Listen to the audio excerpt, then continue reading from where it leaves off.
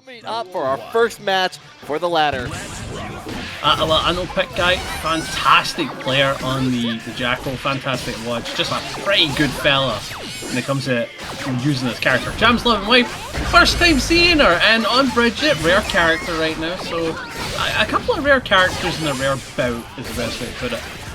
Yeah, like definitely I feel with recent changes to Bridget has been a little bit of a struggle for those players to be able to get all the way through it. But Kickstart My Heart, we're going to go through the quarter. Right now, Jam's loving wife, she's making it happen. Sends out Rogers, clean out to the other side.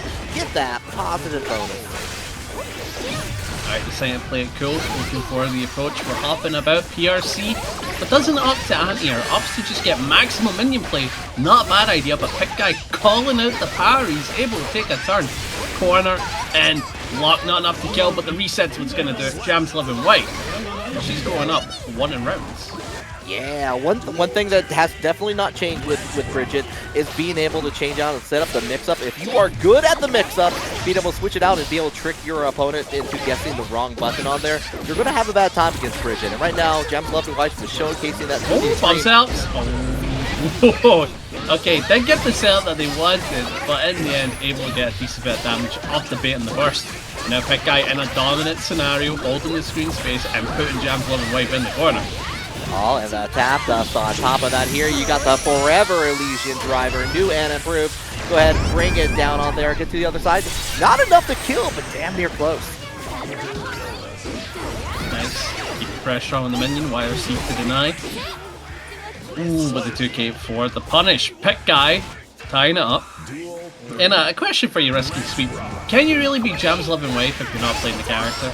I was wondering about that, but you know what? Maybe that's a protection thing. Like, want to make sure that Jam doesn't get hurt on there. Sending Bridget out there to go ahead and like go in like a knight in chess, if you will, in this case. So that's what I'm thinking in this scenario.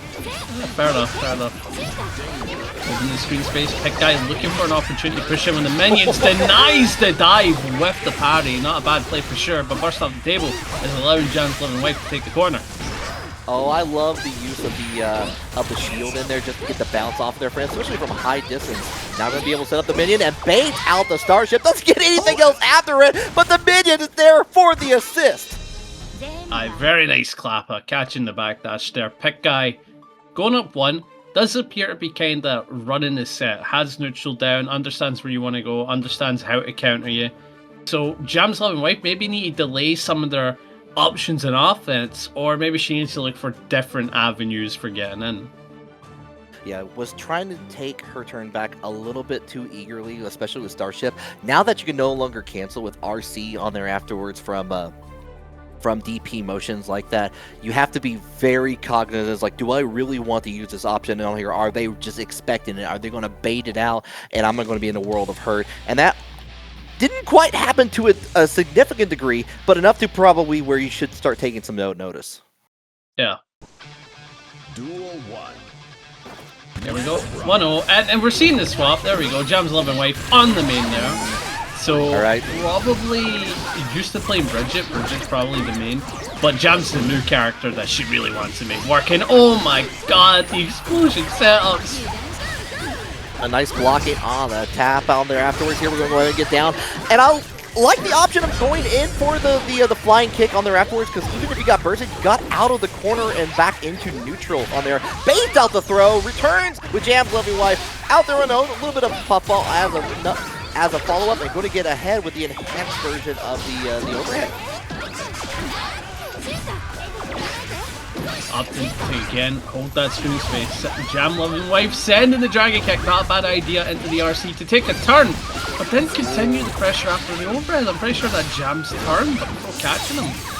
Yeah, got the throw on there afterwards. Yeah, that is plus, especially with the enhanced version on there after all. But we're going to go in with the low, going to stop Pikguy in their tracks here, and we go right back into the RC one more time, holding down this neutral here.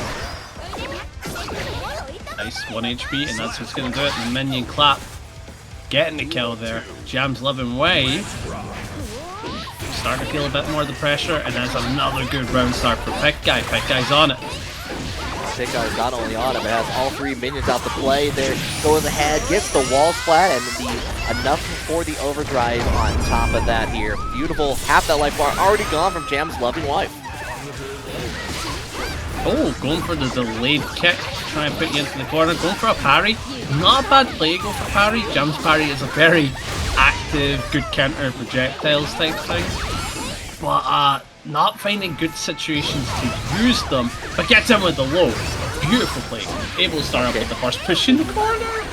Oh, and blocks out the burst on top of that on there. Like that, being able to use the burst on there to trap Jam's loving wife into the corner, be able to take their turn back on that, and anytime they got the hit, wait for that burst down there, block it, simple as that. 2 up now for Pikguy. Yeah. Pikguy tends to do well in brackets, so I'm expecting to maybe see Pikguy in top 8 when we're done with the the open ladder portion. And I do see a massive donation from OZ Not. Thank you very much, $20, and in the prize bill tonight. Hope you're enjoying the show. Yo, with the comment, Jack of Supremacy right now looking pretty good for the Jacko stocks. After all, already forcing the burst away from Jam's loving wife. We're going to get the guard crush on there, but we're just going in for the cross-ups on the other side. But you're not paying attention to the minion, and the minion had that stabbing knife all ready for you. Ooh, solid that. Fighting through the wall. We're tying up the health, and Pikguy opted for the backup for the whip punish. Jam's loving wife not using the meters. Stay safe. Getting opened up, gets the 5k, and that's what's gonna do it. Needs one more round for that set point. Okay, could be a potentially very good way to start out this ladder here. Can Jam's loving wife turn this around, though? Has been trying to go for those parries quite a bit. Of course, going in for the low option on there afterwards. Trying to go flying kick all the way. Unfortunately, ends just into the corner. Going to get fully punished for that and already down to 50% life. Nice. Bends up. Goes for the gold burst. Not a bad idea, but very risky as it's been blocked, not going to get anything out of it, but able to at least take a turn, keeping the pressure on. We're staggering, getting the back throw though. Pikguy's completely flipped it on you. Yeah, and I think Pikguy has one more hit for the win here. Bring it down on here. You have one more interaction left. Jam's loving wife has been trying to mix things up here, trying to get Pikguy off of their game. It's not been working here. Now holding it back on there, but we're playing a little bit of kickball with the chip damage. Just as you let go of that faultless defense, that's the prime opportunity to finish it off there for the 3-0. Yokai for fun versus Chip 0-3-8-3. Coming up, the Potemkin versus Rambleball. And I know you're looking forward to the Potemkin, Patriarch. Oh yeah, I love Potemkin. He's my guy. Now Potemkin Bedman, historically and to this point, is probably still Potemkin favorite, right? There are some things for Bedman that got better. For example, flicking the projectile no longer goes full screen, right? And it no longer hard knocks down, so it's not a pan-ultimate counter to Bedman. So that's awesome, right? Yeah. The other thing, you can low him on Hammerfall. Hammerfall's a great counter to that's silly. Great counter tilt to a lot of the offense that Bedman wants to put on. Now you can do staggered lows. So there's a lot of good counterplay for Bedman, but it's still Potemkin's favorite in my mind. And you'll be able to go in like with the flying tackle afterwards here. Guess it out. Emma tap, get buster. That's a way to end the round. Absolutely. Potemkin. Yeah, BRC mix is really good. What it does is it makes it so the Potemkin buster after a BRC is safe. It's extremely hard to punish on whip. So that's why you've seen a lot of Potemkins do BRC to throw now. It's very strong. We're going to go ahead. Going to Mega Fist, cancel the BRC. The trade on there, saving Chip for a moment here, but we're going to get another trade on the Mega Fist, trying to get just hopped back into place. Yeah, Chimpo looking for an opportunity to just stagger away. Maybe build up about that meter so they can go for a Beyblade. 2H&N, Guard Crush has the head bomb. Challenge away a 2-piece, stopping that aggressive challenger for fun. Stuck in the corner. Yeah, and I like the weight on there on the enhanced version of the Fireball afterwards, where you wait to go ahead and like with the vacuum. But right now, you're getting Potemkin Buster. Going to tie it up, take the lead on top of that, uses the burst to get away from the flying tackle, but still stuck in the corner. Oh no, that's going to be blocked. Yeah, keep in mind, counter hit punish. Not going to matter now, but later on for sure. For fun, up 1-0. Chimpo having a bit of a tough time with some of the Potemkin aggression. Yeah, that's And that's hard too, especially when like you got a lot of moves that can cause immense amount of damage in your face all the time. Your fight or flight instincts may try to come in. Chimpo was doing a good job of trying to change it out a little bit in there, where like that. But that the Slayer might be the right pick on here. Fight fire with fire. So education time. Potemkin does well to Slayer. So it's one of those matchups where it's a complete different approach from Bedman to Slayer. Potemkin does well against Bedman on their defense. But in this situation, Potemkin does well on Slayer's offense. That's why Potemkin's good in this matchup. The offense is the best. Like, he can counter so much if he gets good at doing Fuzzy Buster or Fuzzy Throw or Fuzzy Mash. And he's got so many good counters with Hammerfall. And I see what you mean. We're starting to go back and forth and trying to play the mix-up game a little bit. Fun was having none more of it. Went for the throw and back into your in the corner now. Have to hold it all down with a flick. Try to go into the map punch. Nice 6P though to get back into neutral. Try to hold it down against to confirm. A couple of drops in that round though, but Chimpo seemed a little bit more aggressive there. Yeah, besides for the jump in, not a bad idea. Good challenge for the 5D, but Chimpo blocking up, not going to get caught just yet. But the jump in, it beat the map a hunch. Big fan of that right now. Got the walk forward buff. Just allows him to keep going.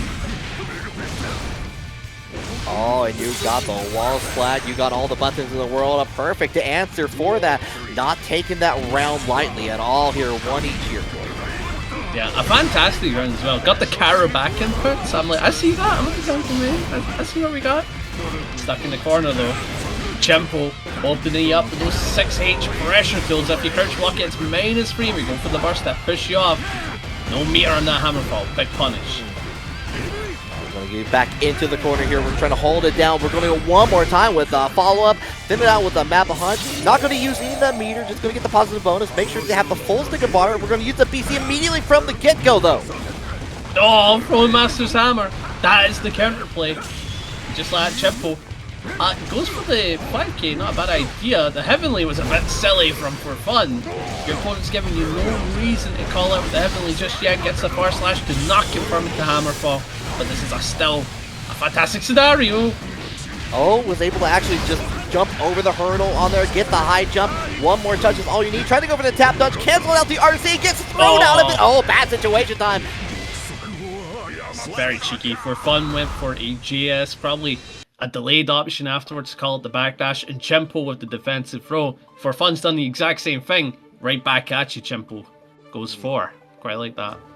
Okay, they've got ourselves a match. 1-2-1 here. And I see, like, with the... we're definitely being a little bit more biding time, letting the letting Slayer kind of jump around. It's like, oh yeah, you're starting to play the mix-up game here. Let me just get the throw. Let me get the knockdown.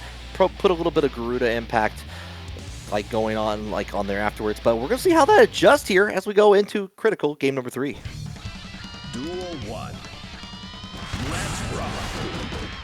Oh, both of them going for the aerial approach. For fun though. Able to get the jab put in the corner. Chimpo now staggering away. Oh my god. Yo, for fun, my man, you gotta pick the better moments to mash. Getting caught every time. Oh, you look at PRC into the jumping beat, but gets the throw into the corner. One Garuda impact. Gets the guard the guard crush on there afterwards. Enough time for the Potemkin buster. Let's try it again. Yeah, 5k this time. Clever. You represent a ton of strike. You've seen the throw. Give them the 5k. Not gonna kill. Keynocker probably would have killed though. But it is what it is. Take advantage. Gets a slow slash on the backdash. Yeah, Chimpo going for Master's Hammer is genuinely costing him. We saw that there. Master's Hammer. Your opponent knows how to react to it, knows how to throw it. Do not throw it out so like willy-nilly, you know? Yeah, that's definitely one of those moves you have to really watch out for, especially if your opponent's been showing that awareness the entire time. But right now, Chimpo is showing off the damage as we get over to the wall here, trying to tie up that life bar. Going to come up. That's like 7 PMPs in a row right there. We're going to go for the Grand Blue Hello with the missed throw opportunity on both sides. Rad. The 6H Triacha though. Chimpo got the meter advantage. BRC taking down AR for staggering away. But the challenge, the 5P. The bar, no. Wow, okay, I thought a throw was coming, not gonna happen. uses the burst. Bit of a risky one considering the health. Yeah, not a fan of that. Yeah, but the backsway from Chimpo going to get around from the long reach of that low from For Fun. Going to go ahead and get the round. Critical moment incoming. Going to take a bite out of Crime. Next hit may be costly as long. Oh, okay, we're going to get the confirm for Fun. Yeah, getting used to nuking pharma like that, close slashing into a heat tackle, absolutely necessary, but Chimpo gets a full bumble, drops the back shot, it's not getting any of that. For the low on there afterwards, bump ahead, but we're going to go Hammerfall. RC is the time. Going to get the confirm another time, and time for just a loving hug in the follow-up. Beautiful, beautiful. For Fun, realizing that his opponent is not using fuzzy defense, right? If we saw some fuzzy defense options, Chimpo would have avoided that close slash on the meaty, would have avoided that pop buster on the meaty, and that didn't happen, right? So that means For Fun has so many avenues of offense that Chimpo is not prepared for, just simply because we got no fuzzy defense, right? You have a fuzzy jump. That 2 meaty sequences he did in a row meant nothing. Meant absolutely nothing. Right, and maybe a bit, just a little bit too concerned, like especially if like, well, what if I jump, like get into the jump at that point? What if like Heavenly Potemkin Buster comes your way at that point? What do you do? But we're just going to hold back on here. The Hammerfall is going to get the armor point away to take the round, or the momentum for Fun. Boy, the Hammerfall goes for the burst bait, not going to get it though. We're map a hunch and challenges anyway on hit. And just like that, Potemkin's turn and good stagger, but we're blocking out Chimpo. Challenges at the correct time, but not getting his combos. That's twice he's dropped. Nappa, okay, we're trying to check it out. Maybe a little bit too early on the meaty there, but Garuda impact right in. A nice throw from Chimpo. I don't know if For Fun was doing it for that walk up because the timing was off for both Pop Buster and 5K. Again, this is just coming from like, if you play Potemkin, you totally understand it. Bit of a silly move, that Cube Metal walk up. Maybe he was looking for a backdash, but I don't know, there's better ways to go for that, I think. Better ways to go for that, and we're seeing Chimpo abuse that fact. Look at this. Resets. Okay, we're going to keep in the corner, try to go for the grab. For Fun already up in the flying high skies afterwards. Going to go ahead with this, has a full stick of butter after this Garuda impact. Going to get confirmed into the PRC. What the? I thought the carry back was coming out, but then need it there and gonna get the kill with the flick. Chimpo looking at losing the set point, and For Fun, a slight burst advantage. Ain't got matter too much though. Flashing there, trying to go with the bump ahead, get knocked down for the trouble, and there, and we're going to go in, cancel out, yeah, but that good Buster, good way, and you know what? Don't Heavenly, do not Heavenly, do not Heavenly, don't. Oh, the IP. Regular old Potemkin Buster. Your wishes is For Fun's command. Fun one for sure. Getting to see a new face on a character that's kinda struggling, and Faust obviously being a fun spectator character. Oh yeah, no, 100%. Like there's always something on the screen when the Mario Kart items are in play.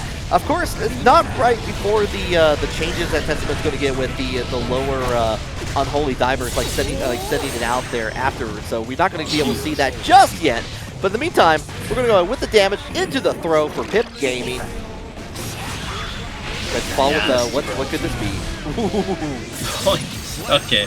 Yeah, Pip Gaming got a very good round there. Sam having difficulties on defense, and you know that is a thing that Testament is definitely suffering in. 2K no longer got that low profile as good as it used to be, right? 6B is still a good defensive tool, but overall, just gotta kind of block it out on this character now. Oh, and you get hit with a 6H in there from Pip Gaming, forces the burst out of there. We're going to teleport back into the corner we go. Get the mix on there anyway. Enough time for a reset one after another. Send out all the items in here to keep you back in there. Everything is coming out to play here for Sam, against Sam. Ugh, through the wall. Pip Gaming taking a massive lead up 1-0. Again, not looking good for Sam. Not looking good. Yeah, what's going on? RNG. A lot of meteors, a lot of the throwing out there with the parade afterwards here. I think we saw everything. I did not see the donut, but everything else was definitely in full play there from Pip Gaming. Oh yeah, But continuing on, Sam. I wonder how you adapt, right? Because the Crow's a bit hard to use in this matchup. Faust has got so many maneuverable tools. We can go under, go above, and all that stuff. Yeah, it doesn't feel like it's easy to throw out there. Especially with the extra little bit of delay that's like coming out from sending out projectiles, being able to like send out the Holy Diver. You have to have a little bit of time, which Pip Gaming and Faust will not let you have, especially due to that teleport. Of course, though, Testament has a teleport of their own as well here. Not going to need it at the moment here as we go into the overdrive. One more interaction is what Sam needs. Yeah, got the Stain State applied, which is pretty good for the offense. But YRC, get off me! Just a chase with the close slash. Pip Gaming going for the cross up, well defended, but goes into the bro. Punish something on the start up. Sam, who had the lead, is getting completely flipped on. Oh, and we won out of that corner so bad. And of course, if you want out of that corner, Pip Gaming is going to help you there, but just after the round, after they make sure they get that victory. That's rough. That's genuinely rough. Good jump in. And we'll get a decent chunk of change for this. Should be able to put you through the wall for 40%. And Sam starting to feel that deficit. Doesn't have a positive bonus, just has to play it cool. Gets a... This thing not going to matter though. Gets challenged. A lot of items in there he had to deal with. This has been unfortunate here because Meteor has been evolving for every other what could this be on there afterwards. So having to have the force to hold back on there. 6P does make its mark and actually going to catch Pip Gaming hit the jump dust. Sam with the override. Oh, the overhead. The Crow into play. The Arbiter sign denying the item super. I wonder why Pip Gaming would go for such a play, considering he knows this character can challenge him in that space, right? He isn't going to comfortably be able to pull that out.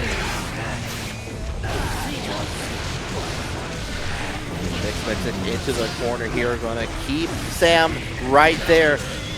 But going to go in, where the 6P going to immediately go in for like some from the super on there afterwards. Hold it down with more items coming out to play. Teleport just make sure they cannot get to the trumpet and everything in between. Nice.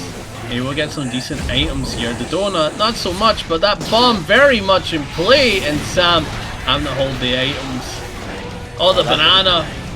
And Mini Faust saved Pip Gaming from a little bit more from Sam on there afterwards. Had to hold it down on there, but gonna catch in the midair if the items didn't catch it. Mini Faust did, and Pip Gaming is now up too. Yeah, it's a little like one of those ones where Pip Gaming is probably gonna take the dub on this. Playing it very well, understands exactly what he needs to do, and Sam on Testament is just feeling a bit overwhelmed with some of our options. I do like that what I see from Sam in there, like having to hold back, was going in for the jumping options from Grave Reaper, and they're trying to like hold down, maybe get some of those unusual angles that Faust can kind of circumvent on there. Gets the knockdown, sends out the projectile from the ground on here, but having to force down the block, and the goal burst, aggressive goal burst from Pip Gaming, going to make sure they keep their turn into the corner after the 6H. Nice, backing up. The Grave Reaper allowing for a good teleport, able to get a solid anti-air. Getting a 6H on the backdash, that is high damage, one of the few high damage stars we got in this character. We're sending the Stain State super. Pretty brutal for Pip Gaming, just gonna have to block it out. Oh, unfortunately, was trying to take their turn, was not blocking at that point, so immediate overdrive. Going to break the shin fighting champion that is Pip Gaming right now. Trying to take their turn back, another throw. Nice, goes for the thrust, well defended. Oh, that's a counter hit, oh no! Doesn't get the combo though, but you're still very much alive, and Sam playing around. Doesn't have any defensive tools, good 6P on the 6H, that's a very viable normal, but Pip Gaming standing there, head lost in the wind, what happened? Oh, I wonder if either a button was pressed a little bit too early or was just waiting for Sam to hit something right back, but the pause in there was more than enough breathing room for Sam to be able to take that back, take a fighting chance. Missing the buffer, you're thinking. That probably makes a ton of sense. Because, like, you don't just stand there, you know? You don't just stand there staring down your opponent. Unless you've got the aura, but in that case, Pip Gaming did not have it. No, not at all on there. A lot of 6Ps have been coming out there from Sam. And oh my god. Holding down. Oh, there we go with the That is so gross. Getting a double afro there, like just getting double afro set play, that's disgusting. People pay good money for that amount of hair too. They do. Like that's not easy to come by. Plays off par of the 100 tons on there. Mini Faust out the plate. Nice teleport to get away from that, but you now have to deal with it in between with this air to air coming in from Pip Gaming. Back into the wall we go. Boy, not looking good. Afro in play could get JD going, but watch 6H Sam is not letting any of those shenanigans happen. Oh, we got the stain on there. Extra damage! Set it up. The deflect shield on there was able to get away from anything worse that Sam could do in that situation. Oh, that'll probably be death. Good adverse sign. Sam starting to warm up to the set, I would say. Taking a very important game, caught Pep gaming, and an awkward moment. You know, if someone's going to mess up on their controls or whatever, you need to punish that, right? You can't let that happen. You can't let that go by. And Sam, starting to pull it back. I'm a believer. I think the testament might work.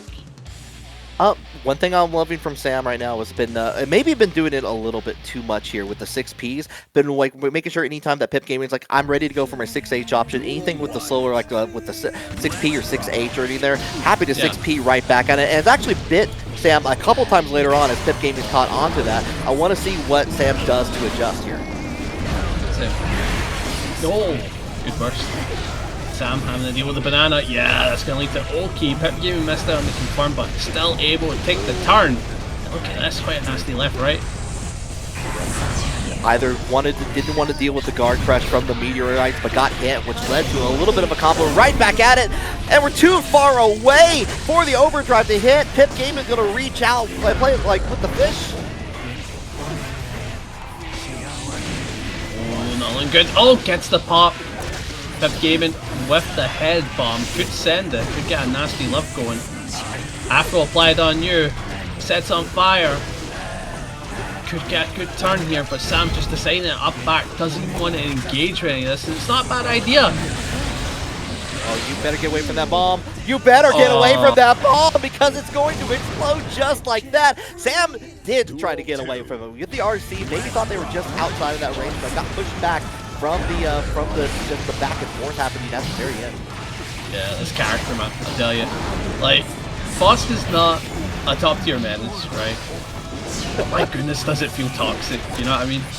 Oh yeah, top tier is madness for sure. Sending out all the items in here. Hammer for days in the whole freaking hardware store right now. Nice. Sending multiple items. Can't really make use of any of them. Sam on low health, and the mini boss with the snipe catches a star of something in that line. And what's one of my favorite things as a commentator, for commentating for years, is just seeing players grow. Seeing them develop, see them go from like the player that wasn't getting top 8 in brackets to now a genuine menace. Kriby's kinda one of them. I've been there since he was taking part in the Battle Royale back in the day, and now he is a scary a.b.a. But we ain't seen him. We're seeing the Leo Whitefang. Yeah, could have said it better myself, honestly, on that. Watching players grow, it's like kind of get into that spirit is a fantastic thing to look at. But right now, Piper trying to take advantage of Kriby's Leo here. We're going to go into the, try to bait it out, a little bit of pause in the gap to go into the back turn after the throw. And the call out from Piper here. Doesn't get the final hit the Indian, but the cubes are going to help. Yeah. Asuka's a character that also appears very strong this patch if you can get down vegan 0 mana. I think the best players at doing this is Madison. She is fantastic at putting herself at 0 mana and then delaying until the mana comes back. Such a scary game plan to go for. Oh yeah, no, Madison, she's from my area. I got the had to play her at F2Con, and it was definitely like, it's like, wow, I did not know Asuka could do all of that until I had to experience it myself here. Right now though, Piper making a whole show of it here, throwing out the cubes like it's freaking Mars Matrix on the Capcom Play System 2. She's gonna hold it down with the knockdown, trying to keep their turn back, and the big cube is coming out for Kriby. Is this stream just going to run the open ladder segment? No, it will also run the top 8 segment as well. You get everything. You get absolutely everything. But Piper giving Kriby a bit of a hard time. Now Kriby does have a gold loose, you know, the chunky and funky fella. But no, we're going to stick with the Leo Whitefang. Not a bad idea. Yeah, I think Leo has like a lot of the good options in here just to kind of keep out one like you get in, you got all of like Leo's great buttons in there just to be able to kind of stuff it out of the way, trying to play up the mix up on here. Problem is you're going to have to try to get it. You do have the projectile on your game. Are you going to be able to get that started here because Piper is firing first? Yeah, Kriby does try to take a target. Counter Blitz! It's real! Oh my goodness. And Counter Blitz is really good for Asuka. Learns you to set up stuff like mana, cards, corner. It's pretty good. It's not the best, but it's good to go to for this character. It gets you a decent sum of damage also on top of that, and like that's probably going to be one of those situations where we see tomorrow when it changes that Counter Blitz is going to be able to break through the wall in there. There's been a few times where even if you touch the corner, you do not break the wall like we see it's all right there. Like but right it just there, takes, yeah, going to get the one throw to take that round for Piper. And if the opponent is in an air state, that's another thing that can affect it from what I remember seeing. It's very buggy. Very, very buggy. Cool, but buggy. Oh god. Pressure, but the 5k challenge. Kriby doesn't want to be in the corner. Goes for the flash kick. Not a bad idea, but you gotta respect this super. Does exactly that. Piper holding the screen space, and Kriby needs to look for the escape. And that was almost a good one, but then pick the right button for the jump in. Went for JH. Needed a JK or something like that. Yeah, Piper's been holding down the cubes like a aerosol can of bug spray on there. It's like, keep away from me. I'm ready to fire it out from a distance here. I want to make sure I can exterminate the pest on here. Because knowing as soon as Kriby gets in, we're going to see a massive amount of damage incoming into the mixed territory. Get all over your kitchen, all over your food, all over your supplies here. Oh no, you got to call the exterminator. Oi, it's a super. Hey, hey, hey. Hey, no. Yeah. Scaling. Oh, and you block on the YRC. Beautiful move from Kriby to go ahead and bring it down there. Yeah, the mana shield absolutely saved Piper there.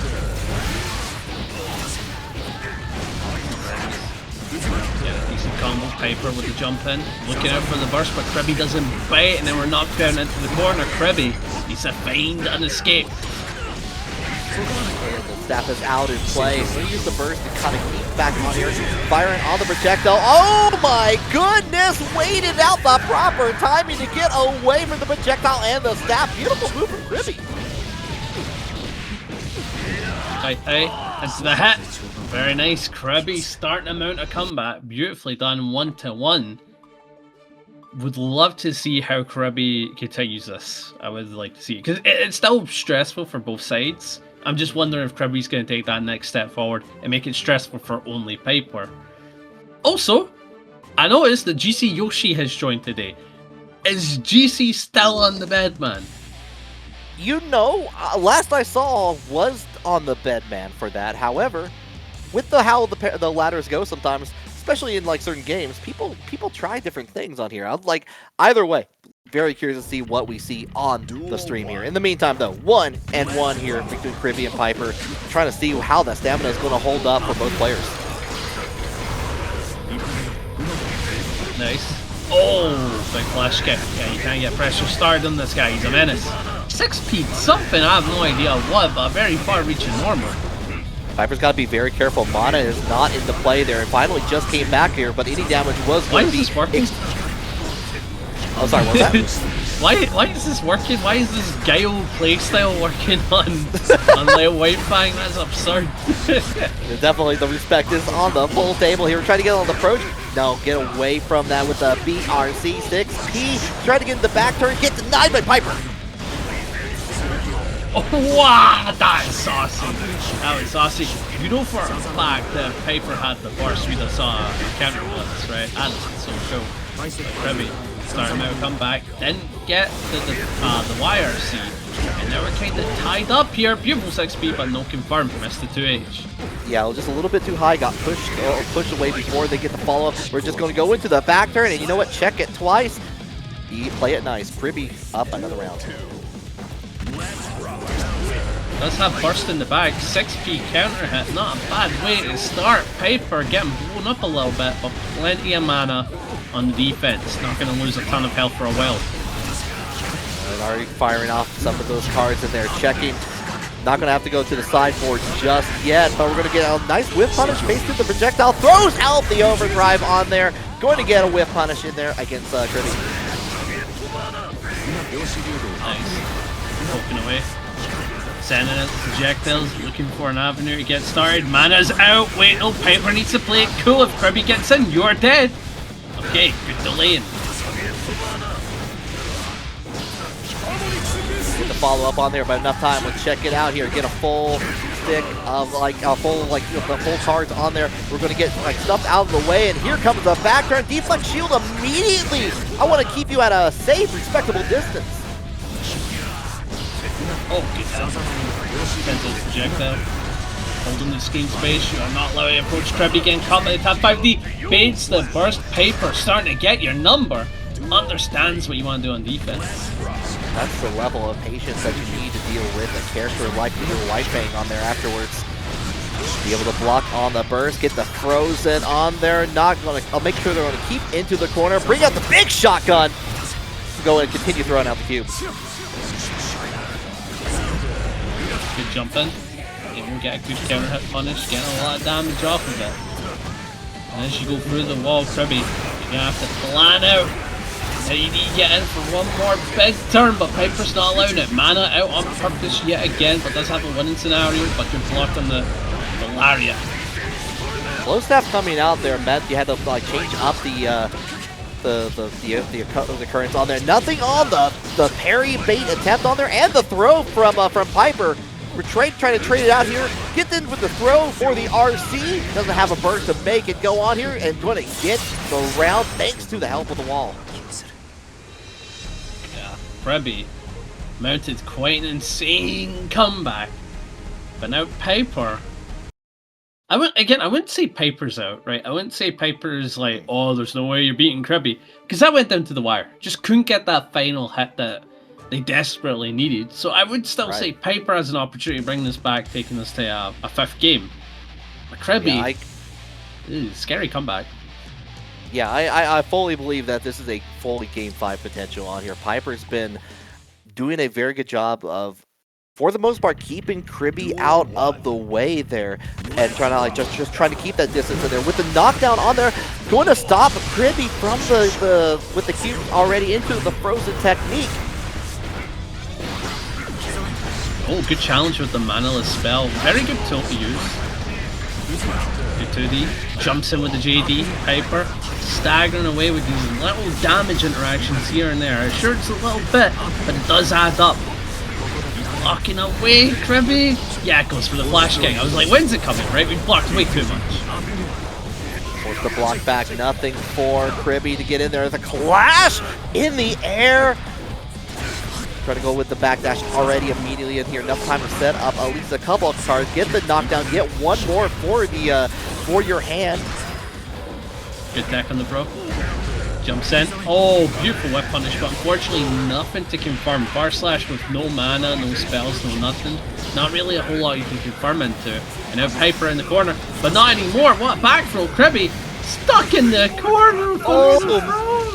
Oh, that was sneaky on there. Piper's been going in for a couple times just to change the trajectory of it, the orbital staff on there afterwards. Change it out at the very last moment to switch it into a throw. A lot of trickery just to get that round.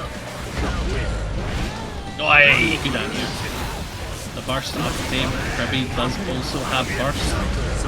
Holding on to it. Good GS from Piper, able to take a turn. I know, we're having it back up. Not allowed to keep going.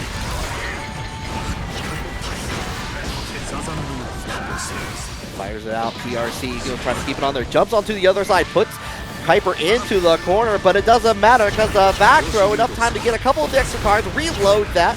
Make sure your deck is fully clean here. You want to mill the life out of your opponent here. Oh no. Oh no, we went for bar in the BRCs, which was pretty good. It's good to respond to that with that, but the lack of mana, that could have been the end for Piper, but luckily able to build it back. 1 HP scenario. Kriby has won from this before. It may happen again. Right, beautiful 2D from Piper, tying us 2-2. A lot of good back and forth. Like I said, Panda, earlier, it definitely not out of it yet, as we just saw right there. Piper being like setting up the staffs more often than not, even if they don't really get to use them, just happy to set them up just in case like things go awry. It just you are just one dash away being able to get the back turn onto the other side from Kriby, from Leo Whitefang to get in there, and suddenly you have to think about your options. So I like that Piper is thinking about that a little bit here too. Yeah. But game 5, as we predicted, will be the one to take it. Do you want the Leo Whitefang or do you want the Asuka to take it? Fundies versus the Gorilla. Let's see what that there. You fight is gonna be the other way of it. Oh, good stoppage. Mana is out, so Piper can't be too aggressive.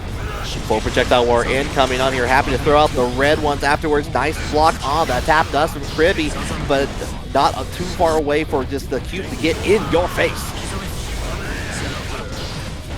Nice. Good denial. Able to start turn. Going for no rip. Baits the burst actually. Wow. Kriby making a fantastic read because I didn't see that coming. I generally thought it was going to be a turn, go low, go over it, go for throw. And Piper went for burst. Not a bad idea. And Kriby managed to call that out. Getting in there, like trying to go cover the approach with the red cubes on there.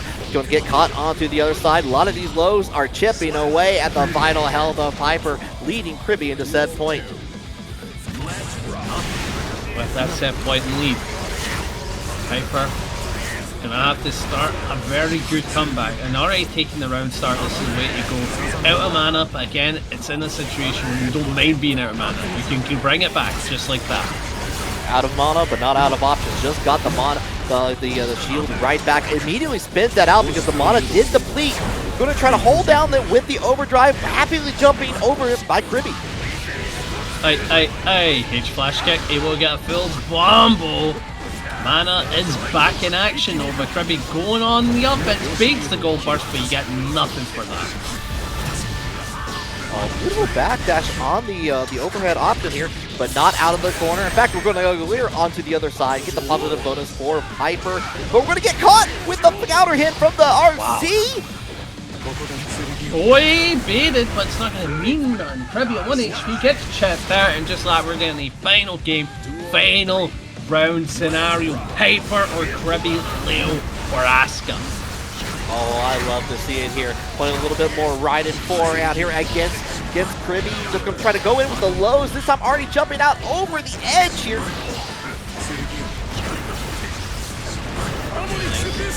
Screen space. We're staggering, but what a challenge from Kriby. Doesn't want to hold the corner scenario. Came out with a kick, came swinging, and able to pop the mana. Piper taking a lot of damage. Needs to defend well or lose the health. Baits the burst! You just got your mana shield back, but it's not going to save you from the reigning terror. That is Kriby taking that over Piper. Duel 1. Alright, this is going to be one hell of a set. Vortix didn't know it was a Potemkin main. First time seeing the fella. Right, got me excited. Also, Pandemonium is on break right now. We're running Shrine Block, which the next time we're running at NA, by the way. Just to let you know. Here we go. Vortix and Teceros. Teceros is a Bridget I've never seen, so looking forward to seeing it again. But this Potemkin, he's got me excited. He does. Has a yellow banner on there as well. Here we're going to get the Garuda impact on Bridget as well. Yeah, it does definitely scale down on that, but going to go ahead and get the flick. BRC, try to keep it, bring it down. Ooh, that looks rough. Okay, Vortix got fundies. Well known as the Vorgo. Okay, I didn't know this guy. First time seeing him, I think. Nice, got the corner. Going for Hammerfall, not a bad idea as you're able to get him, but 2S or 2K is a fantastic answer from Bridget as the set continues. I hope to see that in these Hammerfalls. Can't let him get away with it. Oi! Oh my god. 6P becoming just a comedy at that point. So they're getting all the way to the wall. One little tick of health is all Teceros has, and not going to have it anymore thanks to the heat tackle on top of that from Vortix. Yeah, no, 6H is a fantastic tool this patch. It's probably one of Potemkin's best neutral pokes, depending on the matchup. Bridget is one of the few matchups that's fantastic, right? 6H, you can use it when they're near the corner, you can use it when she's in the mid-screen. If they're in your danger zone, if you're outside of her danger zone, you can usually friend it and get away with it. It's insane. Isn't the back roll thing an email thing too? No, anything. I just commentate it. But we used to have an email one, but we don't have that anymore. Oh, I could jump in. Teceros already, she's taking the turn, but not of it. Yeah, well, we were seeing a little bit from Teceros in the last match. There was happy you were trying to get away from Potemkin, and Vortix was like, no, I'm going to chase you down. I'm going to use Garuda Impact. I'm going to use these hammer falls on here, and we're going to see it again. And they're going to cancel out right into it. The tap dust right into the Garuda Impact. That should be not the round because it's still down, actually. Yeah. Very scaled. After the projectile scaling nerf that kicked in, and some of the PRC nerfs, Potemkin's highest damage plays are no longer scary. But we're seeing Vortix really do well. And if I had to say one thing that would really help Teceros out in this set, don't be afraid to run pressure. Potemkin's defense isn't all that, right? Hammerfall's great and all, but at the end of the day, you can beat it with a low, and it's like minus 14 on block, right? Punish this guy. Do not let him get away with it. And you especially also have like potential for big bodies on the combos at that. I love this run up into the close slash hitter for Teceros. Unfortunately, going to get hit with the hammerfall right into the Potemkin Buster. That's going to do a chunk of damage on your afterwards. Another tap dust and going to finish off the job for number 2. Yeah, pretty brutal. Teceros having a difficult time. I think Bridget can do well in this matchup. I'm not saying she wins it, right? I'm not saying that. But I do think she can do well, right? She has the tools to whip punish, she has the tools to stop a ton of Potemkin's approaches, but getting to utilize that's a different matter, right? Getting comfortable with the behemoth that can 6-hit you from almost like full screen, it's not comfortable. But you can make that whiff and you can punish that, right? You can do that to a lot of his tools. But it's scary! And I get it for a lot of the tools that Bridget has involvement in there. You got Kickstart Mahari Beetle will like jump off on there. You probably don't want to use that willy-nilly just because of Heat Tackle coming in at any given moment, among other things as well. But right now we're seeing it. We're being more aggressive with the yo-yos. Love to see that here, but we're going back to Garuda City, jumping over the third one. That's what I was talking about! Oh no, the 6P into the Potemkin Buster. Where are we going with this? Speedy? PRC play goes low, that is cheeky. I quite like that. It gives you enough time to set up a high-low. Maybe they'll land in tap 5D as well. Vortix got some gross mixes. I really hope I get to see him in top 8. Not because it's Potemkin, but because he's playing it at such a good degree as well. Oh, the baby? Wait, no. I do like using that command grab. Unfortunately, not going to be able to get too far out of it. Slide head into the hammerfall one more time with the knockdown back to Garuda City. Oh, that was a very weird key route. I've never seen that before. It's worked out, to be fair. Vortix got the Millia. Unfortunately, missed on the 2H on there afterwards, so we're going to have to deal with the second hit of the jumping attack on there. Going to go ahead and strike it down there, force the person, keep it to the corner, but no, I want out of here. Heavenly, not bad idea as you avoid that. JD lands right in, and Teceros unfortunately taking an L up against Vortix's Potemkin. Not an easy fight. Not an easy fight in terms of being a top tier. He is super strong this patch. Nagoriyuki applied for the credit card and got it, and actually like yeah, your credit rating's good. Here, Heaven, like just take your entire blood level in this 2H as we go against Goober now. Like, don't get me wrong, Nagoriyuki's do move still has its like weaknesses mixed with his strengths, right? Like, don't go wild. Like, respect your blood a little bit. But you're right, it is a credit card. It does let him go a little bit silly for a while. Be able to kind of play the game that Nagori wants to play, especially at moments of like just like fierce intensity on here. LKBLUE, I like to try to get away from it to go to the other side, but LKBLUE was more than ready. We're going to check out the westward corner here one more time, just take a bite out of Crime. Nice backdash from Goober though.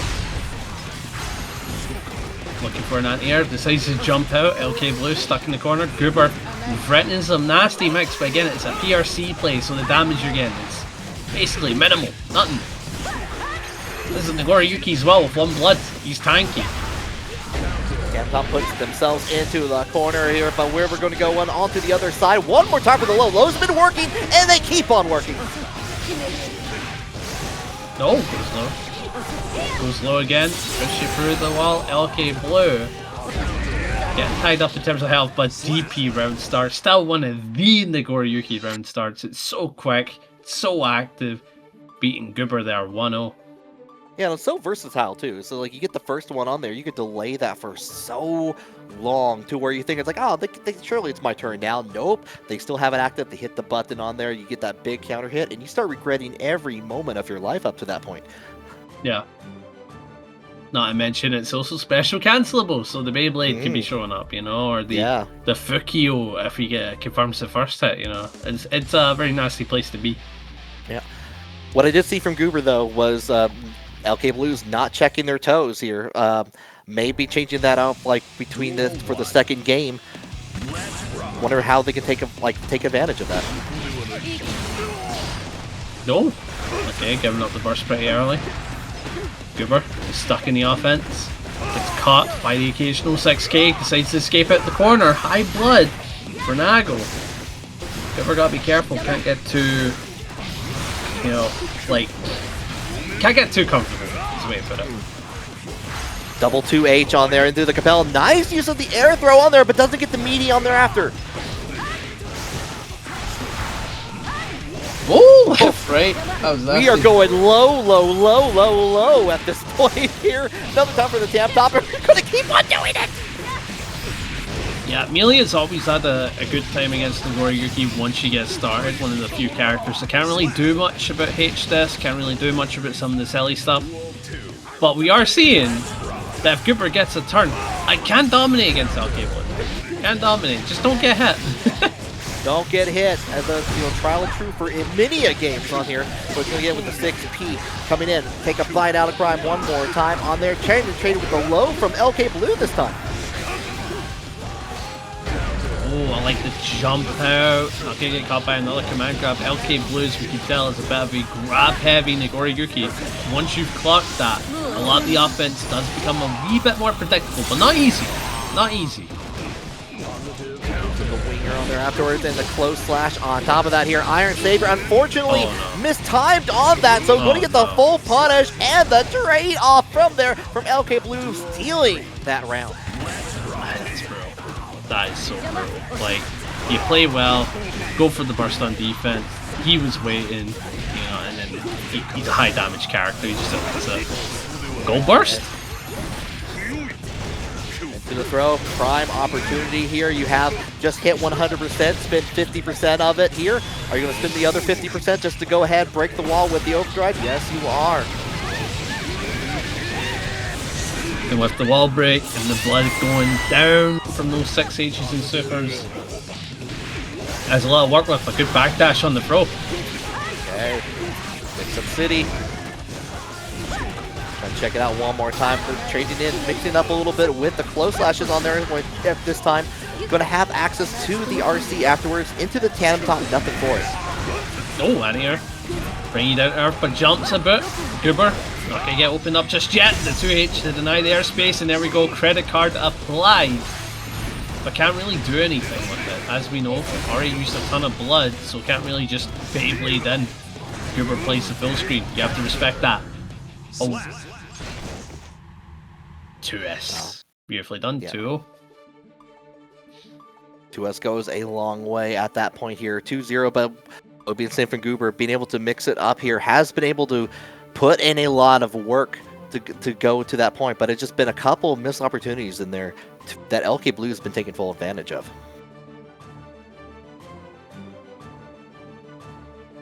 Yeah, and I do like some of Goober's approaches to the matchup. Deciding to play full screen when the blood is high because you can wait for a whiff and then decide to go in, because when Nagoriyuki does whiff, it takes a while for him to recover, you know, unless it's like 2S for example, but if it's like 5H or 2H, that does give you plenty of time to just go like, okay, my turn, you know.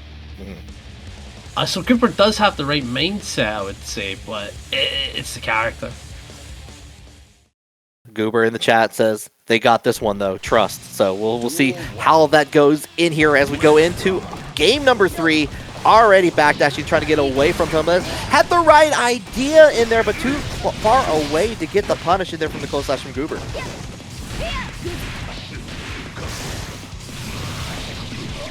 Oh no. Baits the burst. Beautifully done. And that's high blood, so Nagoriyuki gonna take a good chunk of change. Oh, I like that. The new Bedman works as well. Backdashing away. Been a little bit too H-heavy from LKBLUE afterwards here. And we're trying to keep that distance. Oh, we're going to get clipped. The wings are going to get clipped by that 2H. Yeah, that was a lot of damage. Oh, no, you missed the Bedman! IDRC put you in a punishable state there. Unfortunate. Dead point for LKBLUE. And gets the round start. Not what you wanted.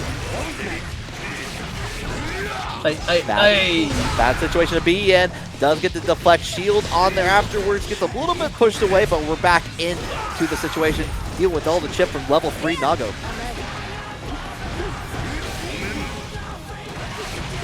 Good hit. Runs the offense, goes low, and that's going to kill it. LKBLUE taking this set with a perfect. Unfortunately, Goober understands how to play the character, and he will occasionally Dragon install, so he understands what hype is, right? Yeah. Toaster is a Zato I've never seen, but Zato appears to be a nutty character in the right hands this patch, I think. Yeah, with the way that Zato works here, they definitely want you to use flight more often than not. They want you to be up in the air, kind of playing with that. I don't know how you're going to see that here in this. Baby Toaster 1 will have the answers for us right now. Right now, into the stun different. Not going to see that, but we're going to throw away the projectile right back into the face of Kensei. Good JS, getting a lot of damage. Kensei should be able to dunk away that health, and Toaster got to play on defense. Good back throw. Mash it out, and it works out.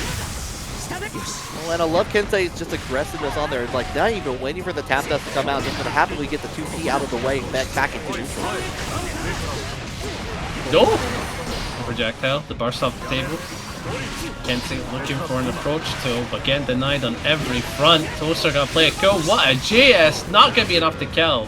Looking out for burst, but we'll reset. Far Slash should do just that.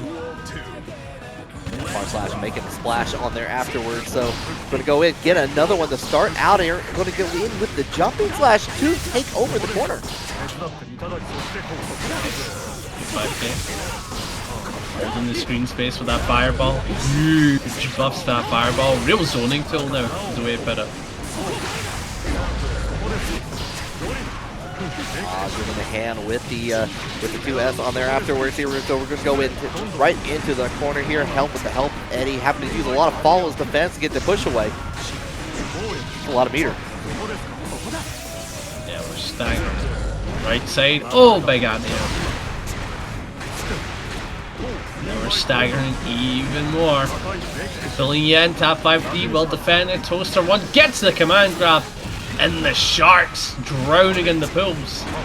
I love the option just to cancel out a flight in there. Just go in for the command grab afterwards. This time going to get the tap dust. And Toaster taking a round for themselves.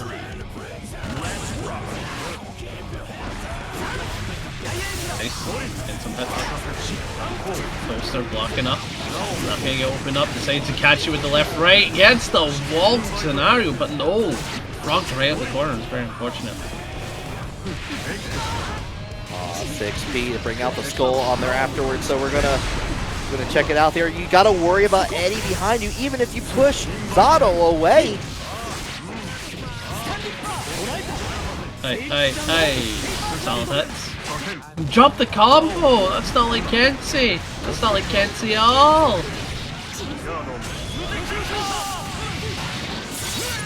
Toaster's bringing it back. Very easy to get around here with Eddie. That was a very good character getting the final hit, and it's going to do just that with 2S. Yeah, there's a couple times where Kensei was trying to take back in there with the air-to-airs against Zato in the sky, trying to get in there with jumping slash. Was not able to make the mark in there, had to like find alternate ways to try to get around, but Toaster 1 was more than ready to handle those situations.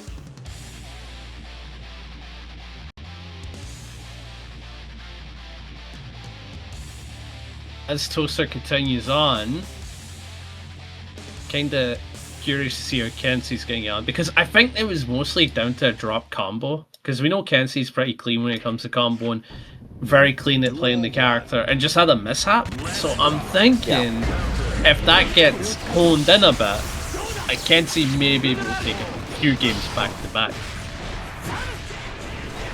This is looking more like it here. Trying to go in. Stun Dipper had enough meter to kind of keep up the turn, keeping Toaster into the corner on top of that here. Voiding over the leap on there afterwards. Perfect distance. He's on it and finally gets the mark. Big damage incoming. Oh, by the time we go through the wall, no, not enough to really kill, but with the bar meter, you're in a dominant scenario, gets the overhead, Toaster one, getting a combo, putting you next to the wall, but Kensei with 2 bars of meter. You do a lot with that. Not a super RC though. That's gone. Yeah, Kensei had 100% meter. You know Stun Dipper was coming into the cancel on there afterwards, regardless of it hits or not after. Goes up, getting Eddie out of the way bright and early here. Going to have a little bit of reprieve in there just to try to see what they can do on the trade. Oh, big trades back and forth. Kensei. Gotta fight against the wall, certainly does. Toaster.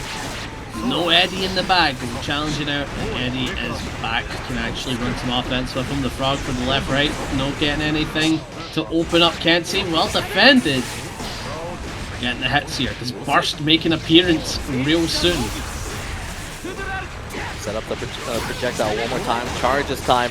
Now going to use it, trying to bait out the burst. There it is. And immediately strikes down, calling the lightning down twice, both on Eddie and Zato, and the love tap at the very end for Kensei to tie things up. Thunderstruck, one would say. I'm surprised that wasn't the name of the move. You know what I mean? That'd have just been perfect. Oh yeah, no, 100%. Get some more ACDC going on there. I do love that Kensei's using the call lightning on there just to snipe Eddie out of the way on there. Just to, it's like, oh, you're trying to approach with that. You're trying to like help, like throw out your Pokemon. Let me go ahead, call lightning down, get away Eddie for a little bit, and give myself a little breathing room. Yeah, it is good to get rid of the fella. Like, dealing with that is not fun.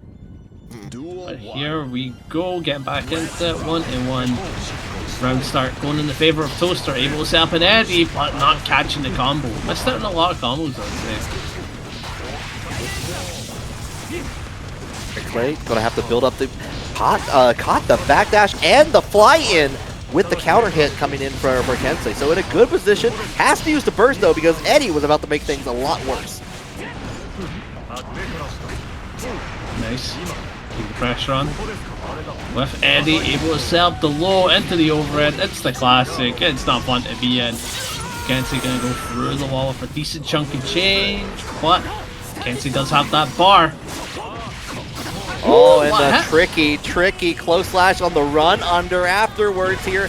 Gonna have like a three-corner pauses on the delay with the direct late, and gonna get a full combo as a reward. Yeah, getting so much. It just really needs that last hit, but Toaster FD now. Doesn't even want to get caught by Chip. Nice. Staggering. Looking for the offense, but the 5P in the air. No letting it happen. Kensei more than ready to throw out the 5P anytime that Toaster's like, it's like, oh, it's time for me to fly in. Like, no, not right now. Flight canceled. Flight cancelled indeed, but backing up. Nice. Able to go for the 5K and actually backdashed it into the road. Toaster doing a good job, but the burst off the table.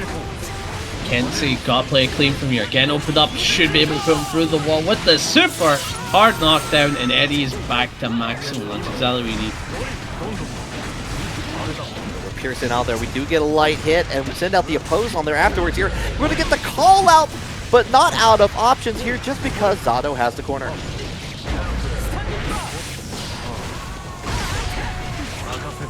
Nice, good 2S. Poking away. 2S and again.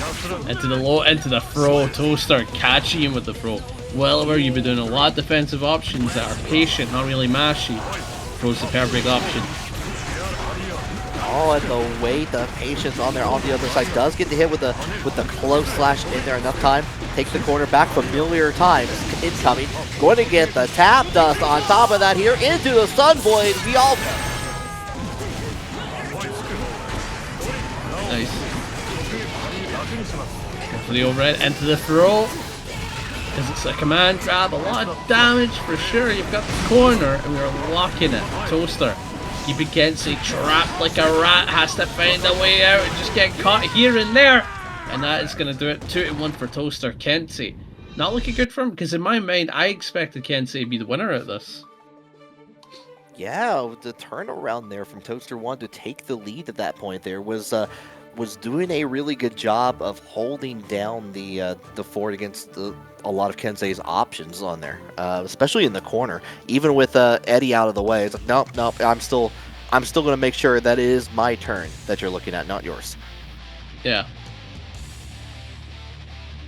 For anyone that switched from pad to leverless, how long does it take to get used to?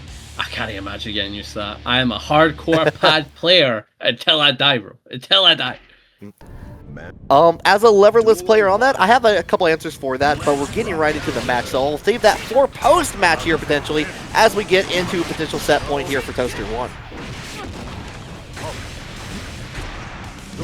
Nice. Deciding to play it cool. Up into offensive, no mixes, no nothing, just staggering. And Kensei opts to keep going. Burst off the table for Toaster, and Kensei, gets the burst, but it's a very good one. Into the corner.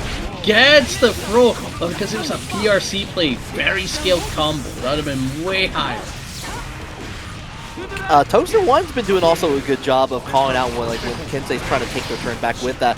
Jumping out of the corner into there, trading with the 6P on there, was eventually on the delay, and maybe well rewarded for it here, because we go ahead with the lead. Going to end up with that 6H and a positive bonus just to make sure they get a little bit more meter on top of it here. Whether they can use it or not, maybe a different story altogether. Yeah, look at that damage. Toaster getting put for the wall, not enough to kill. And Toaster has many defensive tools in the bag. Going for the Shark Super, no iframes on it, so can RC if need be. But no, we're fine. HP's low. Kensei tries to get in. Gold burst goes under it, and that allows for a punish. Beautifully done. Who says you can't anti-air with close slash anymore? Very nice stuff on there. We're just going to go right into the jumping heavy slash. Into the corner you go. Take the throw, take the charge projectile. Nice. Through the wall. It will get a lot. Backing up, what, 6H? Kensei now stuck in the blender, but defends well enough to get open up. Does have 2 bars of beer, so right to the lightning on defense. Can't he RC it anymore? Would have got so much, would have got the kill. So has to be happy with the corner. And there we go. Another game 5. Love to see as many of these as we can in the ladder, of course. Maybe not much for the players, but for me and the audience, I'm enjoying it. A lot back and forth. I'm kind of curious to see who's going to be taking the dub, but again, I'm in the boat of Kensei usually wins these, right? But Toaster has been really upsetting him in a lot of interactions. Yeah, definitely been a fan of that, and Kensei's done a good job of when they've been able to thread the needle between Eddie and Zato, trying to find that proper distance, has done a tremendous job of that. Whether we can take that all the way here in the game 5. Right now, we're just trading blow for blow. Burst off the table. Kensei gonna have to look for another avenue of offense as the wall is up. Goes in with the red RC, able to make Eddie a non-factor here, but Toaster not too scared on defense, confident in blocking up until he can escape. The call out was stun edge on there, even from that far close. Kensei had to believe in that, but we're going to get tapped, forced to burst away on that, putting Toaster into the corner here. But Eddie going to turn things around here with the help of the lead. Coming down with the invite help, going to catch it with the bite off right. The DP. Out the DP. Hello, last third of your life. Here we go. Yeah, HP is very low, gets by beyond here because it's a BRC. Toaster gets a decent combo off of it. All you're going to really do with it is corner positioning, bakes the Scum Dipper into a punish, but not enough to kill yet again. Trickling the health. Kensei still fighting. Found the opening with the DP on the hand on there, and the tap dust of Kensei's very own. Going to be able to finish the job, put Kensei into set point. With Kensei lacking the burst though, Toaster has many ways to escape offense here. Has a deflect, has the burst. But just getting full loop, not giving up anything. But the back throw right back at you. Probably using it as a mash or a fuzzy tech. Either or going to work out for him. Gets up the jump attack when it's like ports on the mark on wants to keep this corner with the use of the burst, and here Eddie flapping along to the beat. Put a hold down Kensei back into it with the oppose. Good 5K because it's a BRC, decent combo as well. Into the super, cashing out. I think go for the Eddie super. I'm assuming because you've got enough bar where you can run Oki and it'll come back and it doesn't matter. And I think that's the case. We're tied up. Final game, final round. Kensei between Toaster. Really good use of Amorphous on there afterwards, but we're going to bait out the throw. Kensei going to take full advantage of that on here. One more time with the follow-up. Going to get the sandwich. DP's out of the situation. No longer afraid of the sandwich between Eddie and Zato. Nice. Goes for the air probe, denying that airspace. Toaster keeping the offense going, but a good mash out from Kensei. Allowing for a corner change combo, but drops it yet again. There's so much panic between these two. Run and stop play of Kensei going quite a distance on there. Direct lane pushes out of the way here. We're back in the neutral with the RC confirmed from Toaster 1 here. Going to use the Pierce one more time at a time. Forces it seems like shield from Kensei. Good challenge. Burst. Still on the side of Toaster, but ain't gonna matter. We're poking away, needs that last hit and catches to deflect. Kensei getting caught on defense. More event on there. Check out SQXL. In the meantime, though, while you're looking at that, we got Connorlink versus DainsLeif coming up here. We got Dizzy versus Millia Rage, and I know this is going to be a good one. So, something that I do that is a horrible misconception, and you should never do it. Whenever I see skins in a fighting game, I'm like, oh god, they're good. It seemed like that color 14 against like the color with the cool color cell shading that's on the right. Oh yeah. My brain is just like, oh, they must be good. And I'm like, no, I know DainsLeif is a good melee. I've seen them before. Connorlink, I think I've seen a couple of times. But yeah, that's something I can't ever stop thinking.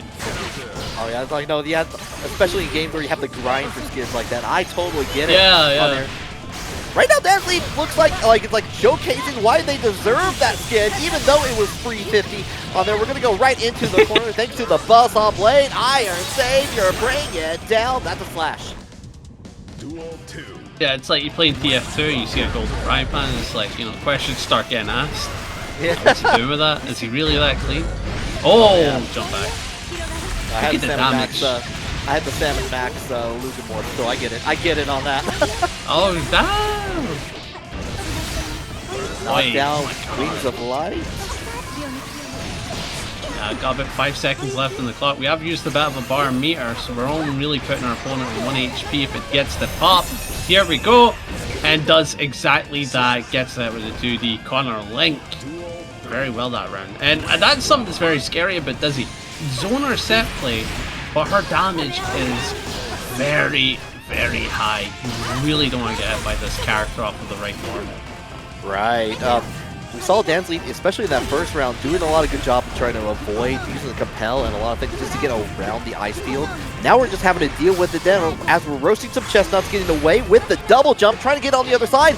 But Connorlink's defense has just been nigh impenetrable the last couple of rounds so far. Hey, beautiful combo. DainsLeif should be able to take it same side, goes overhead. Able wanting the Oki, keeping the corner, but Connorlink challenges out. Back to the mid screen. Little 6H into the Wings of Light here. That worked out very well the last time. Now we're trying to delay it here, trying to avoid the hit. The Wings of Light may come out anymore. Gets hit with the compel just at the tail end of it. Oh, baits a deflect with the pro. DainsLeif taking a turn. BRC, but it's going to get air from Connorlink. Got the corner, baits the gold burst, getting a decent start here. Baits the YRC. DainsLeif got called out for every defensive play that you could make back-to-back. Connorlink reading you like a book. Yeah, I'm reading the like an old book. It's like, yeah, I've read this book 3 times. I've reviewed it on Goodreads 4 somehow. It's just at that point, it's like I'm ready for this matchup. Yeah, it's not fun when you get red lat. It really isn't, because you go like, okay. I didn't realize I was a picture book, but I'm starting to feel very red, and I'm gonna have to adjust myself after that one. And because of that, you start thinking like in your head, oh, what that a.b.a here? And your opponent's just having their way, you know? They're in your head. Yeah, sending out the fish early on here too. Going to have enough time in there with the close slash in there. Connorlink trying to escape out of there with the fuzzy jumping, but not going to get anything for it except a big counter hit from DainsLeif. Nice. Able to get a decent chunk. DainsLeif looking for the same side. Gets the delay 2H, but no combo. Just missed it.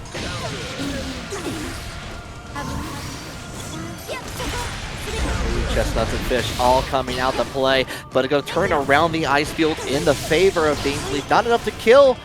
Could be costly here. The fish and Dizzy are out to play. Nice.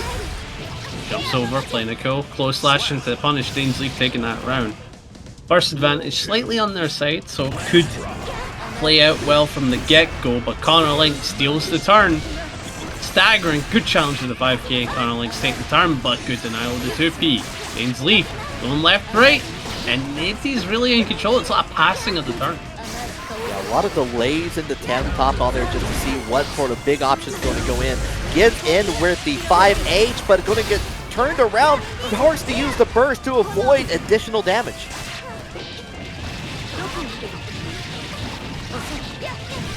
Wait, I'm gonna go for the wall. 5k. No big damage. She's gonna be happy with that. Happy just to get the extra meter on top of that here, just for like potential setups in the future. No roasted chestnuts. And them top. Going to cancel it out on here, and we're blocking. Connorlink's been doing an exceptionally good job blocking when it gets into the mix. And the turnaround from the deflect shield. This is more than enough at this point, and you've got the gamma ray with the help of my friends. Fire away! I always love this. My brain immediately thinks family coming on me every time I see it. Like, it's so good. It's so good. Has anyone made a mod that just like, you know, just like Gohan, like the Goku family just all helping out with that? Yeah, like just put a PNG of Goku in the back and just like, is that all you've got? Like, that's it, bro. That's it. Nope. You gotta use for that load bearing Goku after Oh, all. good counter hit. DainsLeif should be able to take a solid turn off this. Goes low. And we're going to go with the cross at this time. No wall in play, so it might be a little difficult to kill. But the RC comes in. Perfect timing with the perfect dub. 1-1. Okay, alright. That's what I want to see. Great adjustments coming in from DainsLeif on their Connorlink getting some nasty hits on there, especially having more than enough meter to make the gamma ray happen out there. Trying to decide who we go on.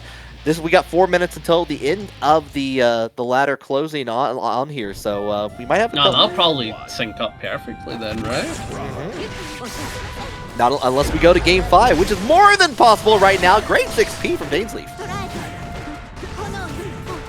Nice. Staggering looks like he's able to take a pretty good turn. Can't open them up just yet. Connorlink is staggering. The wings of light is ticking. We got about 2 seconds and it pops. And there's so much meter. There's so much meter. Oh my god, I felt my soul just leaving my body because all you needed was that one air throw to finish a job afterwards. Just you were forced to block all of that, and the wings of light did the majority of the damage. Insane. Insane. That was all from block. All from block. You died basically on block there. 5H, getting a decent hit. Connorlink looking for an anti-air. Not gonna get it. Defends well, not getting opened up just yet, but DainsLeif waiting for that opportunity. Goes overhead. Oh my god, we're not getting it. Oh, but what challenge from Connorlink? Take it back. The offense. Follow up on there and meaty into the fish and still being active all the way to the corner to keep it. Plus, I like that idea there. Use the YRC to get off and get into the reset. Nice. Corner and plate gets the air throw, just let the 9 airspace. Looking pretty good for Connorlink, going up 2-1. DainsLeif, I wouldn't say is out of it. wouldn't say is struggling, but it's starting to worry for them. Really am. Connorlink has an extreme patience against Millia that you don't see in a lot of players. Was more than happy to realize that DainsLeif is going into a setup, usually canceling out the tandem top extremely late. To Connorlink's like more than happy just to keep on blocking and wait for those prime opportunities to come up, because it's definitely not going to happen if tandem top's still on the table. Yeah. Nice, take the corner, does have the wings, but gonna get the a clean 2k. DainsLeif getting a solid wall combo, but nothing of it. Gets the counter at 2S. Should be able to put you through the wall with the super. Cashing out for a good degree. That burst advantage doesn't look good for Connorlink. Okay, nothing on the Lust Shaker, but the charcoal is ready on the grill. We're going to get the throw back in the DainsLeif. Tandem top setup. Going to catch Connorlink ducking on there, and it's just going to be another conversion all the way into the corner to get another round to keep alive in this set. Good jumping. On the left side, decides to go with the overhead, chases Inoki. Gold burst for Connorlink. Do not get caught by a block string, because that's so much meter that's being built up. Takes you out the sky. Icicle for the hit. Yeah, you have to burst that one. You do not want a turn to take place there. No, you do not want to be in the ice cream truck on there afterwards, taking the distance on there after. Wings of Light are out to play the sandwich with the fish and chips here. Okay. Ooh! Perfect throw. Perfect throw. Remember, 2 bars of meter now, Wings of Light. RC. Beautiful. We're staggering. Decides to back up. Looking for another opportunity. Well aware that you don't have to play too aggressive right from the get-go. But what chase from DainsLeif? Air car. Get nothing. As we get punished. Connorlink on set point now. That was some beautiful spacing from Connorlink, just waiting for it on the buzzsaw plate, just singly jumping over it, going back low jump dust in there just to keep DainsLeif out of the way on there. Well played. Nice, big knockdown. Right side goes low, well defended. DainsLeif. Gotta block up, keep in mind. Set point, so DainsLeif does need to get a bit more aggressive, does need to start something, because if Connorlink continues this, we will see a dub in Connorlink's favor. Go with the GD. Nothing of it. Already jumping over on the charcoal one more time in there. Have to force the block on the JD afterwards. Yeah, gonna have to use a burst here. Connorlink almost has their own burst back there. Baits out the throw and the burst on top of that here. Okay, fighting chance with the conversion on the counter. Good block. That's the 2D. Right side. Able to get a solid combo. DainsLeif needs to reset it for another hit, but the JD from Connorlink allowing for Connor to take a turn. Gets the shimmy, and Dizzy hits like a truck. Is this enough to kill the family coming out? All the family coming out to play. Let's do it all together as a team here. And yes, Panda, it was enough to kill. To get that throw, we got to go down to the lower bracket, the losers bracket. LKBLUE versus yoyomaster, Nagoriyuki versus Bridget, fighting it out. Yeah, gonna be a fun one. yoyomaster, a pretty solid Bridget from what I remember. But LKBLUE, that was very dominant earlier. Very dominant. But we're gonna get to see a lot back and forth. Both of them neck and neck in terms of health, but yoyomaster still got the burst. They're going to go ahead and bring out the credit card one more time, and the jump does actually snipe yoyomaster from getting into the air. A lot of damage for sure, my goodness. I think a wall break hadn't happened. Nice, 2k, gets the hit with the far slash, able to get started with a safe jump. That is a new setup the Bridget mains can do now. We're running the offense from here, trying to put you through the wall with the super.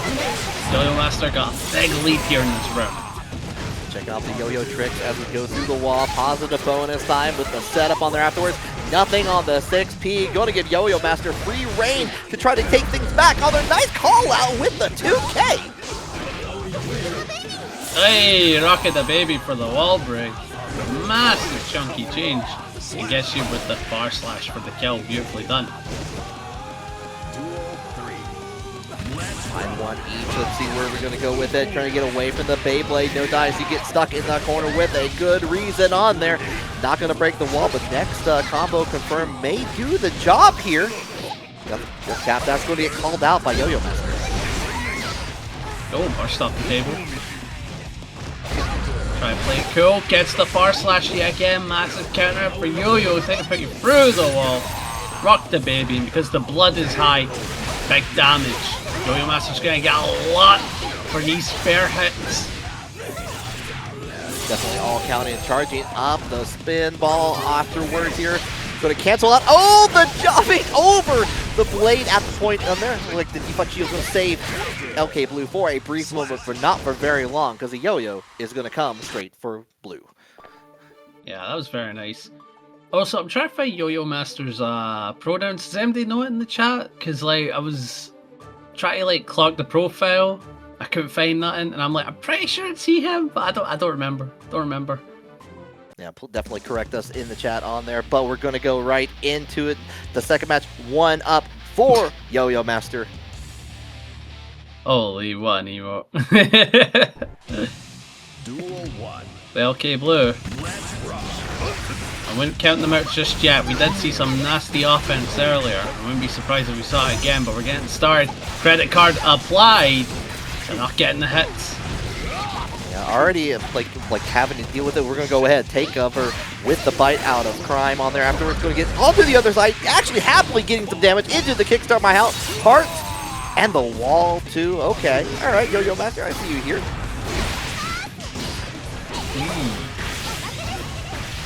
Goes to the RC to go high, well blocked. LK not gonna get opened up by that, but the blood is high, meaning no blood options are on the table. Can't Fukio, can't DP, can't Beyblade. Oh, the 2H does make it.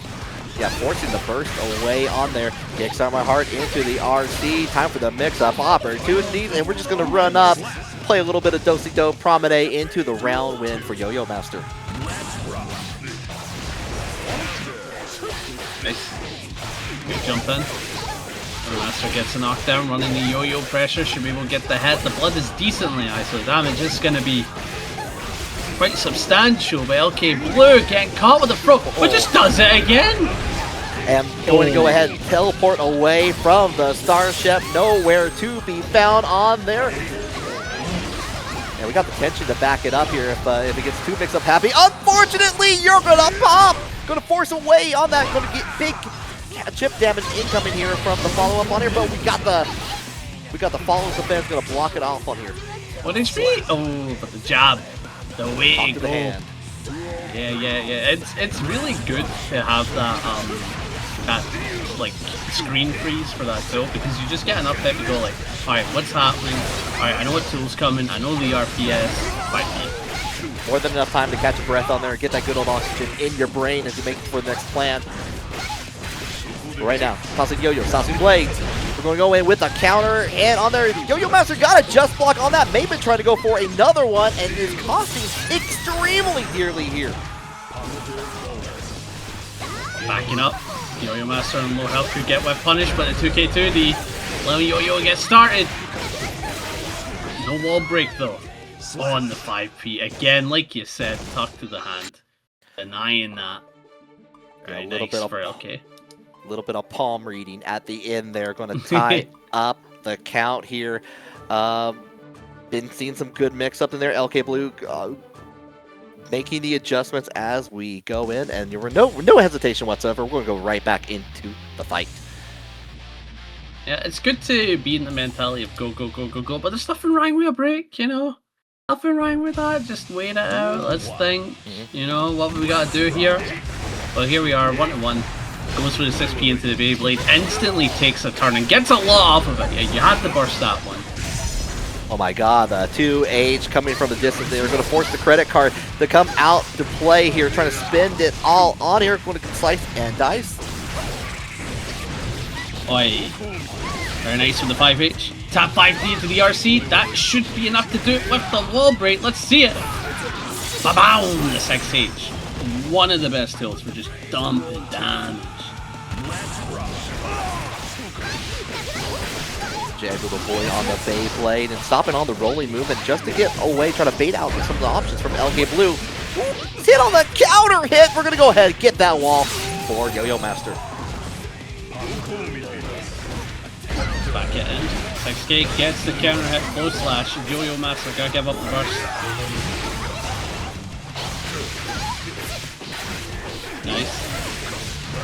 Getting some solid damage for sure. Time to go through the wall with the super. Not going to be enough to kill, but you do get to run high-low 50-50, and LKBLUE's got to respect it or give up the meter. And we're going to go for 2S, too afraid of the super. Don't blame him. The Beyblade going to send to spin it out. Not going to go quietly into the night. Yo-Yo Master's going to make Blue silence, though. No, the round start. Back and forth. Yo-Yo actually getting the blood though, gets the hit. Let me take you to the wall. The Yo-Yo's in play, gonna allow for a rollout into low, and then we're gonna do exactly that. LK blocks it and goes for the 5H, and the health just got neck and neck with one hit. Insanity. Oh, looks like it caught on the cap hit on the 5P on there. Going to get it all the way to the corner here. Throw out the Yo-Yo and gets with the 5H of Yo-Yo's own. Gets the counter hit, gets forced away. Oh, rocket the baby. 2S. I like the staggers. Looking for a hit, maybe an approach with the quick heal. A lot of high blood. Had to use the credit card at that point. But Yo-Yo putting in the block string. You may pop soon enough. I can feel it. Yeah, there you go. But just to it. Yeah, Yo-Yo Master unfortunately extended the hurt box on there. Okay, but the Yo-Yo on the way back. You gotta watch where it's going to hit you at the very end. That's all Yo-Yo needed to run their own card at that point there. Get the lead. Yeah. It was kind of like what I was saying. It's one of the few weaknesses of the Nagoriyuki no move. It can lead to situations where you do pop because you didn't get the throw and you went for this final gambit and it wasn't the play. And we saw it there. It was not the play to go for that. Absolutely not. But we're going to immediately cancel out, build up to that level 2 early on, and the Goldbergs get a little bit of extra meter here for the aggression.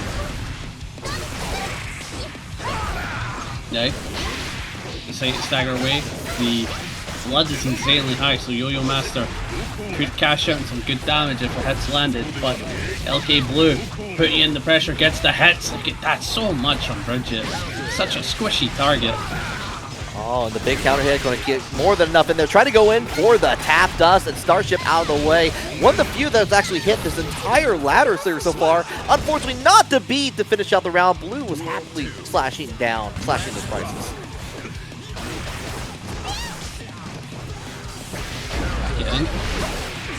Getting a hit. Yo-Yo Master able to set up the Yo-Yo for the corner. Decides to go low, getting the hits where it's needed, putting you through. And now LK got to play the neutral, the DP, the way to go. As we know, one of the best round start position kills.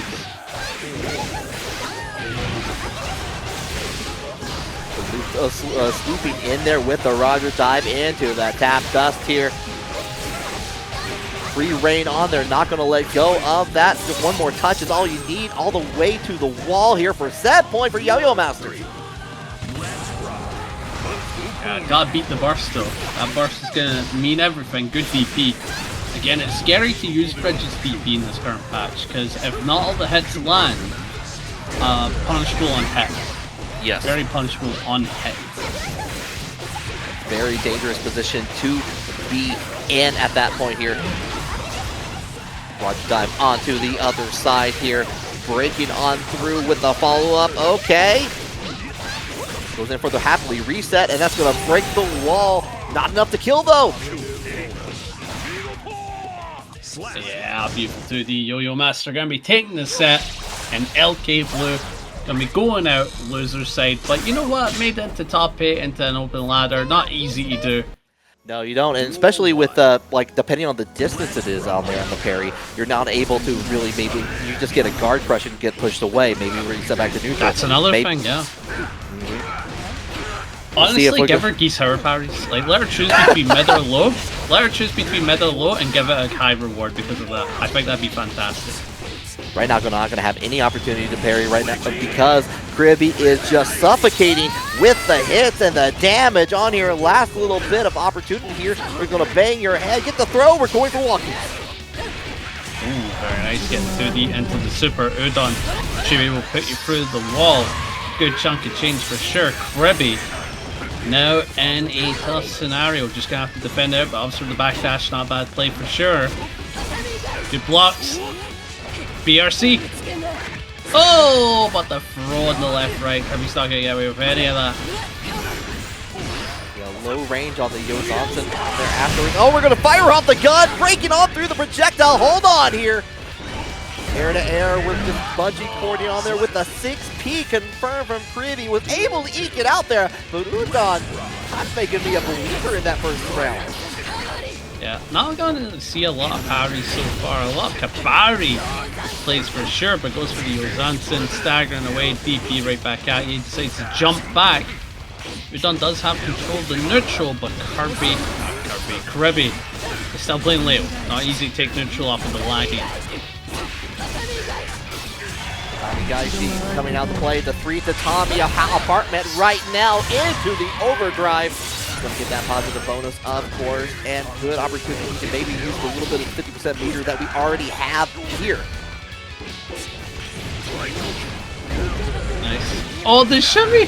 Hey, oh, a little bit of a drop on the combo, but still has the corner. Kriby getting challenged on, and Udon with the super. Gonna get the kill. We're tied up on the first match. Bringing out the GAD just for the close range shotgun kill, like in a first-person shooter.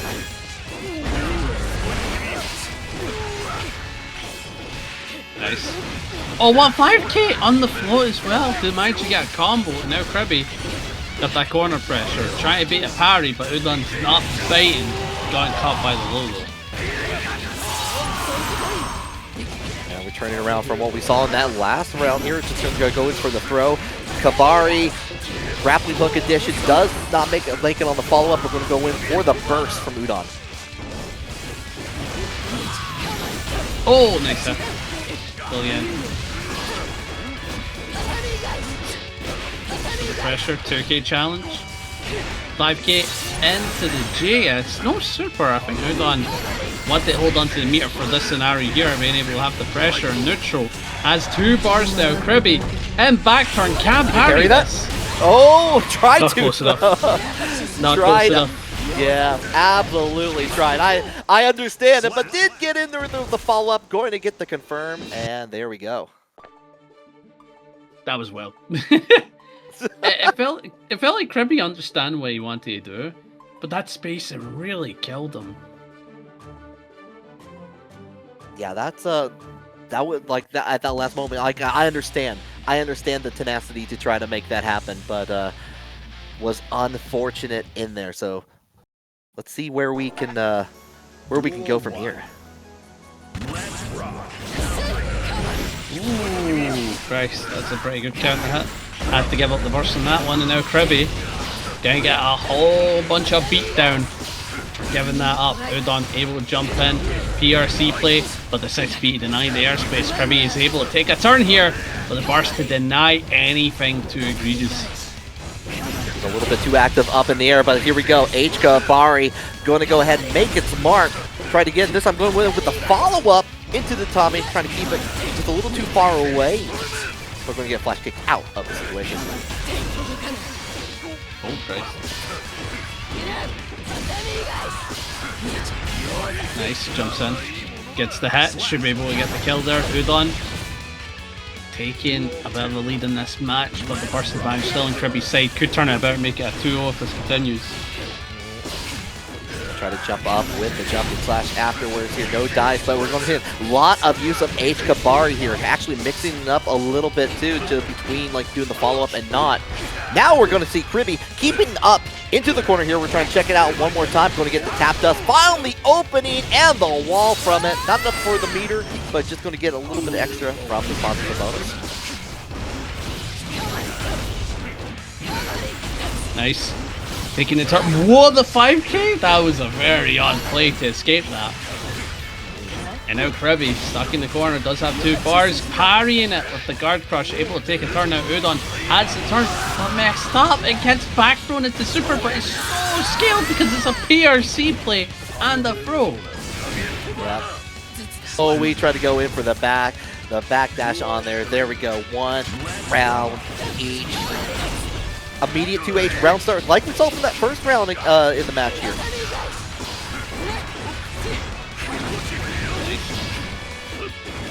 Picking up, back it in, gets the anti-air with the 5P, Udon does have the corner now, but Kriby escaping it, baiting the parry, taking the turn, and now Kriby's on the offense, able to do whatever he wants. Beats the parry again! And because of that meter in the back, that's going to be a huge cash out. Going taken for the ride on here. One more interaction here. Cancels out for the tap dust on here. This could be, has no meter to work with. Have to wait a little bit. Does have to burst on deck. And going to get baited out by the flash kick on here. Hold on, Udongein. Got a full stick of butter. What are you going to do with it? I do like that term for meter. Stick of butter. Ooh. Just like that. Taking a large dub, Kriby up 2-0. Kind of like what I was saying, you kind of need to rein it in. If you don't, he's going to take it. And Udon stuck in a very tough predicament. You're down 2 games, Kriby's starting to get his foot and he's baiting your parries. Like, how do you adjust to that? You know, you get your parries baited, you don't really just go like, oh, I'm going to change the timing. You know, you can't really do that in the moment. It wasn't even just that there. We've been seeing, even with the time that we saw Escabari come out the rope from Udon, was immediately, Kriby was immediately ready with the 6P to clash it on there and take their turn back on there. Not letting any of that roll free. Right now, getting flash kicked out of the way. Back into neutral we go. Nah, you're no wrong in that degree as well. Oi. Nice. Good challenge with the close slash. Udon's gonna get a lot, but the burst off the table. Kriby. Now look at take a turn, great parry right at you, going like you're the parry character. We'll check out this one. Trading parries as we go along here. We're going to go ahead and get the guaranteed wall as we go. Going to go ahead and break it off. Ooh, counter. That's going to be a good chunk, but decides to go for a shimmy play, jumping, using the new move. Who saw it coming? Oh, did it again? I was wondering when it was going to bring out there. We're just going to go in, waits out the BC, just cancels out the last minute to go into the front dash back turn. That point for Kriby. Yeah, I also love the fact that you can do Super RC if the Super has no involved frames whatsoever. But that projectile is insane. Like, it's so insane. You have to really good knowledge check, especially for some of the characters here as we go along. Okay, this time though, Escabari going to go ahead with the full amount of damage on here. So break it off into the Ozanta, denied by Kriby. Boy. Nice, red RC. Stagger in, looking for the opening, but Kriby not gonna get caught just yet, but keeps getting caught by the occasional 5P. Needs to pick a flash kick or maybe an RC option like YRC, big throw, and Udon's got the offense again. A little bit of patience goes a long way, but into the back turn we go. Confirmed hit from Kriby into the wall. Get the one on the low. Too far away, and we're just going to go in for the jump. Catches on the air dash, and Kriby on the Desi. Nasty matchup coming in. And when we see with Connorlink, we saw some great defense on here. Can they deal with the rushdown tactics that Giovanna can bring to the table right now? Having to force the burst out almost immediately. Ooh. Nice. Wild getting so much. Now, Desi is quite a threat this patch, I would say. Like, not a monster, but you do have to check yourself in fighting her. But the scary thing is that Giovanna's really good at taking space, and you're gonna see that in this matchup. It's not easy to be all like, oh, I'm just gonna poke with Desi. Oh, yeah, as you see there. It's not that easy. You're gonna get denied a lot. You're going to go ahead with the knockdown in here. Fish onto the other side, but Wild was more than ready. Get in the back throw in there. Get with the Travail on there. Keep their turn on there afterwards. One more time. Okay, with the BRC. Actually going to catch on the follow-up on the jump. Very smart move on there. Not enough to kill, but damn near close. Nice. And just like that, we're up in the game. And Connorlink didn't even get used burst. That's insane.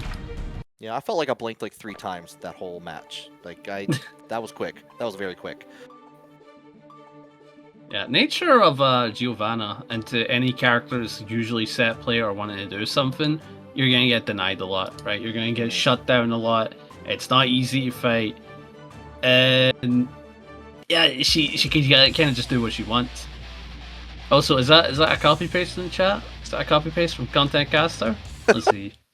Just raged so bad against a wild and Geomers, freaked out for 10 minutes, said unrepeatable things, told them I hate them more than anything, and then won the secret run back best of 5 on my smart account and my day is still ruined. That's real strive. Love this game and my friends. Love heart. Heart emoji.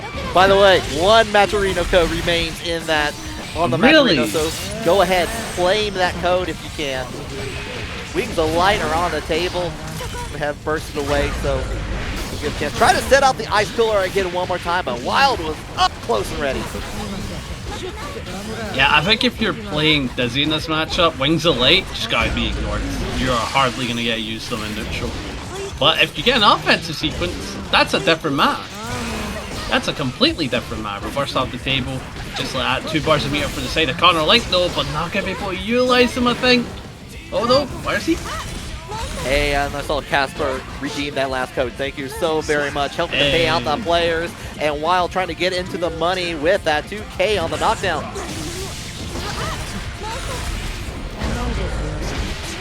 Nice. Getting a big combo here. The floor also going to kick in for a pickup, but dropped it, but still able to keep the Oki. We take those. Trying to mix it up there with the throw. Trying to escape with the air dash. Not quite like fully damaged, like out of the situation, but the fish coming in for the assist. Nice corner unlock. With the fish, with the wings, everything's in play, and they are gonna pop, and you're dead! Oh my goodness! Wings, they're not busted, but if they come into play, Dizzy's scary. You know, there's always a moment when you see the wings pop. It's like, how did I get into this possible situation? I was blocking. You know, like that's what you start. Like, I was blocking. I didn't press. I wasn't mashing. I was being a good person, I swear! Ultraviolet to keep up the turn, gets a confirmed BRC. One more mix up on your Connorlink. Gets hit with the Sepultura. Roots, bloody roots, bring it down. That's number 2 for Wild. Yeah, and now Connorlink facing getting set to loser side. Not elimination, keep in mind, winner side of the bracket. So whoever loses this is still in, just has to play with 1 less extra life. And that is worrying for Connorlink. A very character-specific thing where Dizzy is just, you know, she's good or bad depending on her matchups. Some characters are just fine no matter the matchups, like Leo for the most part, he's like good to go, he's fine. Potemkin, he's fine for the most part. And Giovanna, fine for the most part, but like does have her issues. Dizzy is literally, I live or die by the good or bad matchups. Yeah, that's absolutely in that case here. Like, especially with the way that Dizzy wants to, if you're not trying to play the game on there with the fish like on there afterwards, you're having to play a zoning game afterwards. So we're going to go in. Mikhail's sword right back into the ice pillar on there. Going to slow down Giovanna for a little bit, but forcing the burst back into the game we go. Oh, you say Mikhail's sword? Like the proper pronunciation? I go back and forth. Depends on what my whims say. Like this back throw into the ice we go. Guaranteed damage. Set up the ice one more time here. Go, RC. I'm a avid user of Michael's sword. I know it's not correct, but my goodness, is it fun to say? It is. Whenever ever at the casual, Michael's sword comes out for sure. So it's a professional risky sweep. So yeah, that's what I'm hearing. This is risky. Yeah. This is all my friends call me Michael's sword. I see. Nice. Able to get a decent combo here, and the Wings of Light are in play with 1 bar meter. Yeah, you have to challenge that. That's been a ton of damage dealt, and Wild now has the corner. Oh, that's huge. 6-8 on top of that here. Sepultura ties up the count. Connorlink has a little bit of meter to work with. Oh, doesn't get the follow-up on the pinwheel. Unfortunate for Wild. Beautiful, and just like that, Wild will be taking the set, and unfortunately we gotta be saying goodbye. I like this matchup, but I also like chasing down players, so I get it on here. Let's see where we go. Yeah, now again, he does play me to a pretty good degree, but the issue here is that Jacko's going to be suffering for this set. Yeah. Oh, Jackal yeah. is a pretty stubby character, and losing some of her defensive tools that are fantastic, like 2K and like the 6-speed changes, huge. Absolutely huge. So May's gonna get away with a lot, May's gonna bully, and Pikguy's gonna have to find those moments to make the comeback happen.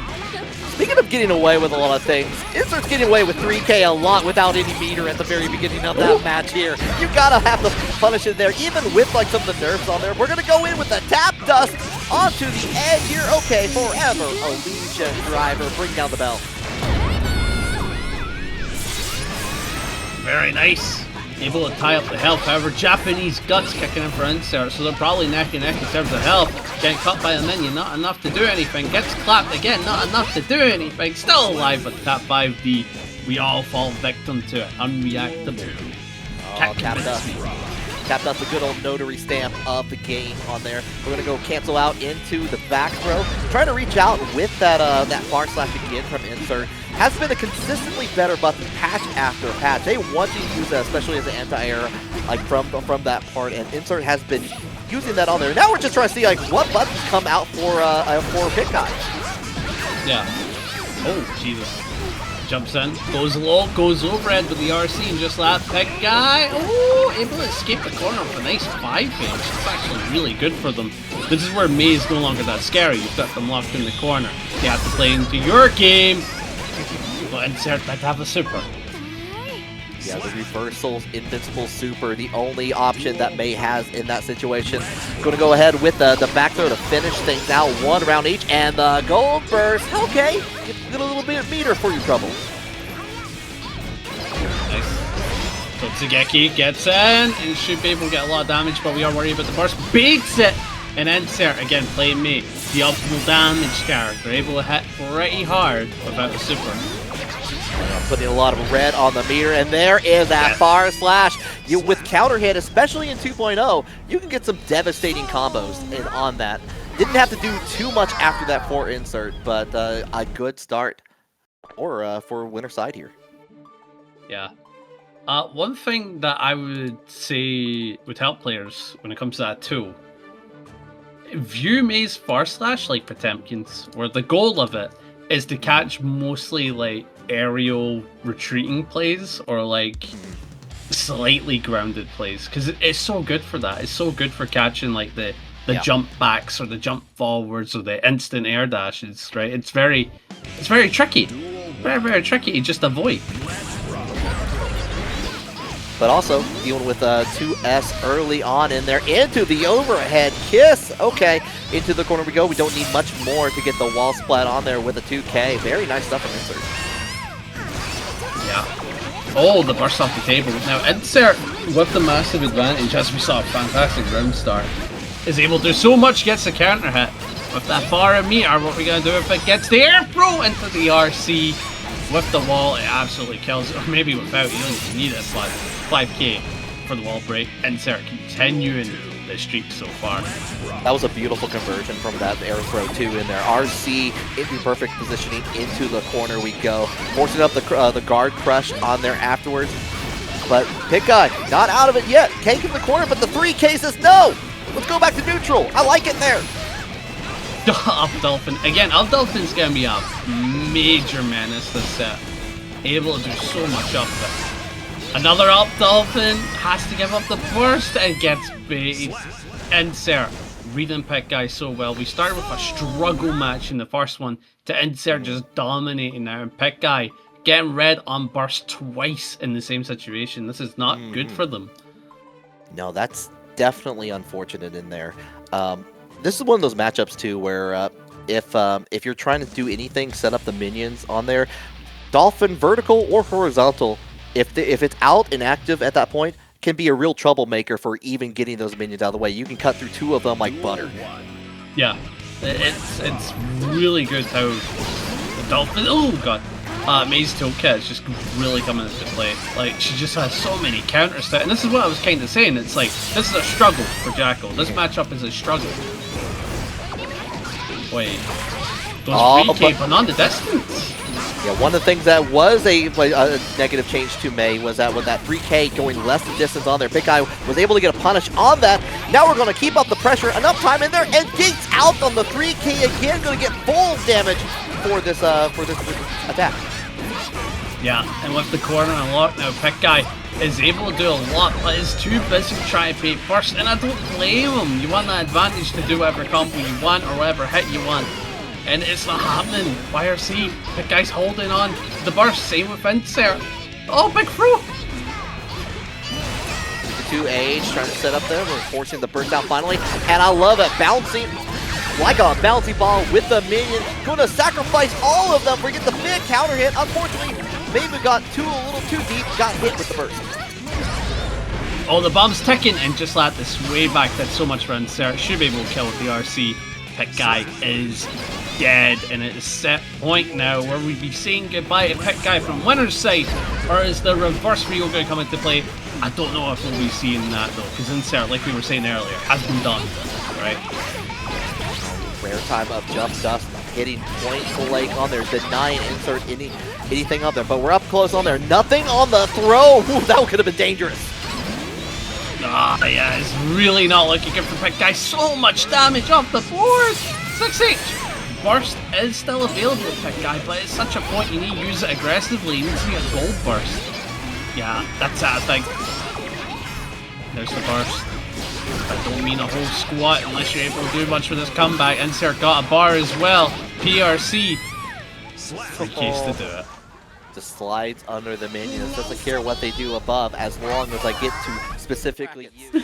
Dude, my Potemkin brothers are so washed. But here we go. Connorlink and yoyomaster. Two set play-like characters on the screen. One a bit more rushy and the other one a bit more zoney. Right now, we're just kind of keeping the distance, not letting Bridget even remotely approach until finally found the moment in there with the ice shield. Here we go with the fish, sets it up in the ice field. Oh, for me? Why, thank you! I greatly appreciate it on there. Got the extra damage as a result. I wonder who's like the most optimal with Dizzy's floor, right? Because I don't know if it'll be Bridget. She does have a ton of knockdowns, but like her damage isn't that good. I'm thinking to myself like, dude, is Goldloose insane when he has ice floor? Oh god. Oh, I don't want to think about that right now. Oh, wow, blocks the starship in mid-air. Had the wings of light on deck just in case anyway, and oh, what a round for Connorlink.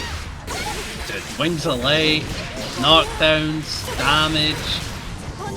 Dizzy is only really lacking on defense, I would say. And obviously, stoppage pokes. Oh god. Good deflect, pushing you back. Oh, but what a jump it, look at the damage! And it's going to keep on going. Enough time to get the meaty and the wings of light in play. Going to play with the food. We're going to go over to the westward corner, send out the chestnuts on there afterwards. The YRC does oh my the god. wings of light finally off of you. Lunch YRC? You've come back to me? Boy, good jump in. Pressure, 2 bars of meter for the side of Connorlink. Use it aggressively, gonna do just that, but what a JD from yoyomaster. Yeah, beautiful option actually on there. Realizing like getting the run under on there, just like way I can hit on both sides. Actually got the hit on the ice core, but was not able to capitalize on top of that here. This time though, with the Rogers dive, say it with your chest. Rocket that baby. Here we go, BRC. Sets up the yo-yo. Oh, baits the 6P, but not able to punish it. Yoyomaster probably wanted to go for a 2K or a 2S. But first came off the table. Roger Super can't really do much about that one. Connorlink's gonna just block it up. Big counter, but it's a trade, so no combo. He gets the throw, it's more than enough to get the round. Okay, 1 each. Where are we going? Yeah, I do appreciate punishing that Dizzy weakness. If anybody doesn't know, Dizzy's jumping buttons are not that good. They're pretty mediocre. So being able to go like, yeah, I'm gonna pick pro here because I'm gonna punish you. Good play from yoyomaster. Yeah, you do have a couple of good options, at least in the air, with like jumping slash and they're being able to like shut it down, like we've been seeing with Connorlink. But you have to get to that point. Right now, you're not getting anywhere here. We're gonna go loop the loop. Rogers helping out too. God damn, so much damage dealt. yoyomaster running offense, goes low, gets the confirm, but has to bait the burst. There you go, Connorlink. Looking for the approach. Now, scary thing, Connorlink can still win this, right? They're playing a high damage cat. Oh, okay. Perfect time for the Roger Super, because look at that hit. That chunked like 20% off, and imagine that was a combo starter, right? Like, that's scary. Oh, first of all, you were absolutely right. Yeah, Connorlink could definitely have turned that around at that point. However, we saw the air dash come out. yoyomaster saw the air dash come out. It had more than enough time to send in Roger with the motorcycle, burning like a painkiller. Yeah. Honestly, Yo-Yo's starting to really fit in what I would consider an awkward matchup for both characters, right? Both characters are very rare. You probably wouldn't come across each other that often, right? And they both have different game plans as well. One wants to get in, the other one wants to zone until they can get in. So I'm surprised at how adjusted both these players are so far. Oh, and we're going to go ahead with the block on there, get the knockdown, takes up the Wings of Light one more time. The Clash, unfortunately, going to make the Wings of Light go away. But yoyomaster getting the big counter hit on top of that, despite the trade. Wall after the kickstart, my heart. Looking pretty good with that red. Nice. Good tap. 2 bars a meter. Left side does it again. Connorlink could cash out with the big sends it. Give him the quick man beam. Delete their life. It's so cool. Sends it with the ha! Push it through the wall. Just like that. Connorlink's starting to come back.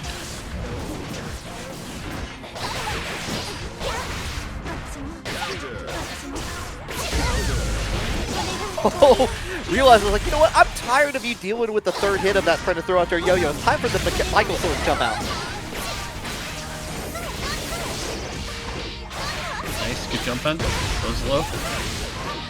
Able to get some started. Yo-yo on the same offense. Does have the meter, but not going to send it for a wall break. My assumption probably wants the 2 bars for the neutral here. Yeah.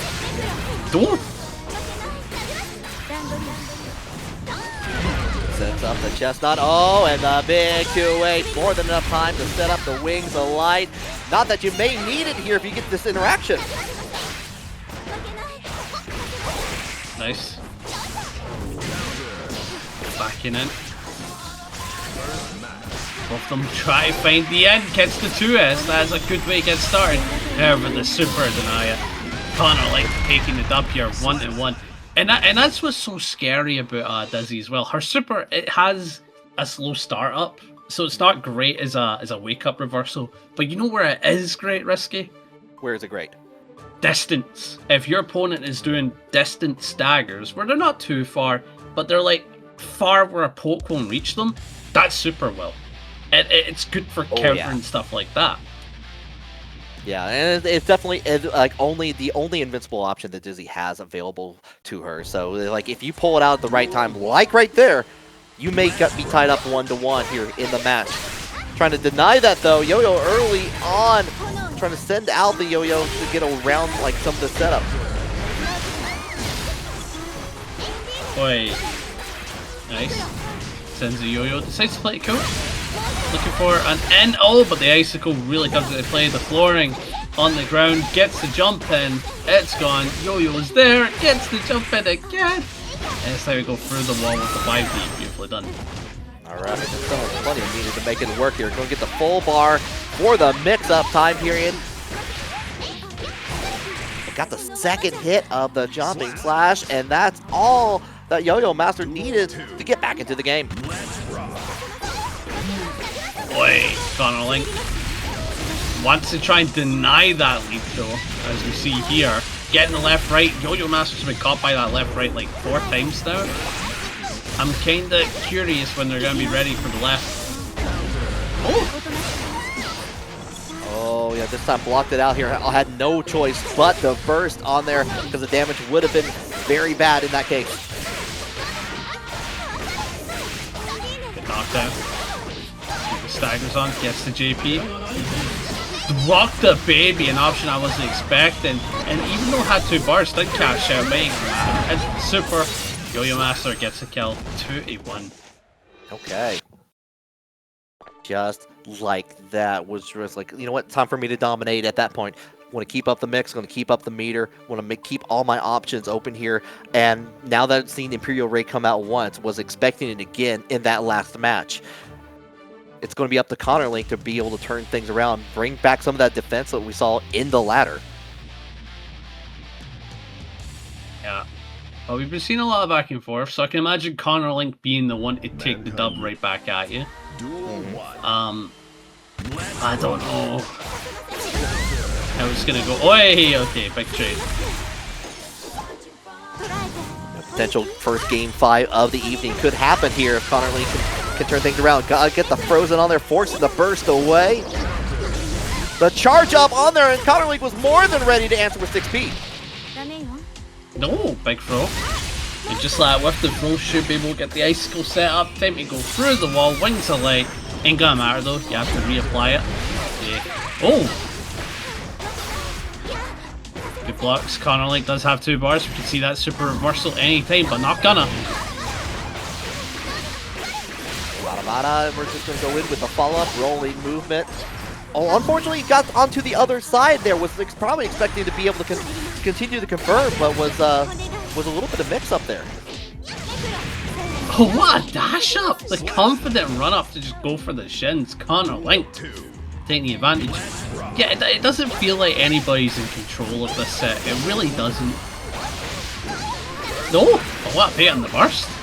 Yeah, just as you say, like no control, like yoyomaster was just ready to block on there. We're rocking the baby, pushing it on the way through here. That's all nearly perfect. Going to be taken away on there just because of the knockdown by Connorlink. Yeah, no, up the wings, no, big DP. I'm really happy that Yo-Yo is starting to use more DP. Even though it has its issues in this patch, still a reversal. Still a get off me though, you know? Yeah, just because it has limitations in how you use it, you can't RC with it anymore. You have to, like, you got to use it in those certain situations if, like, where they least expect it. And yoyomaster's been doing a good job of that.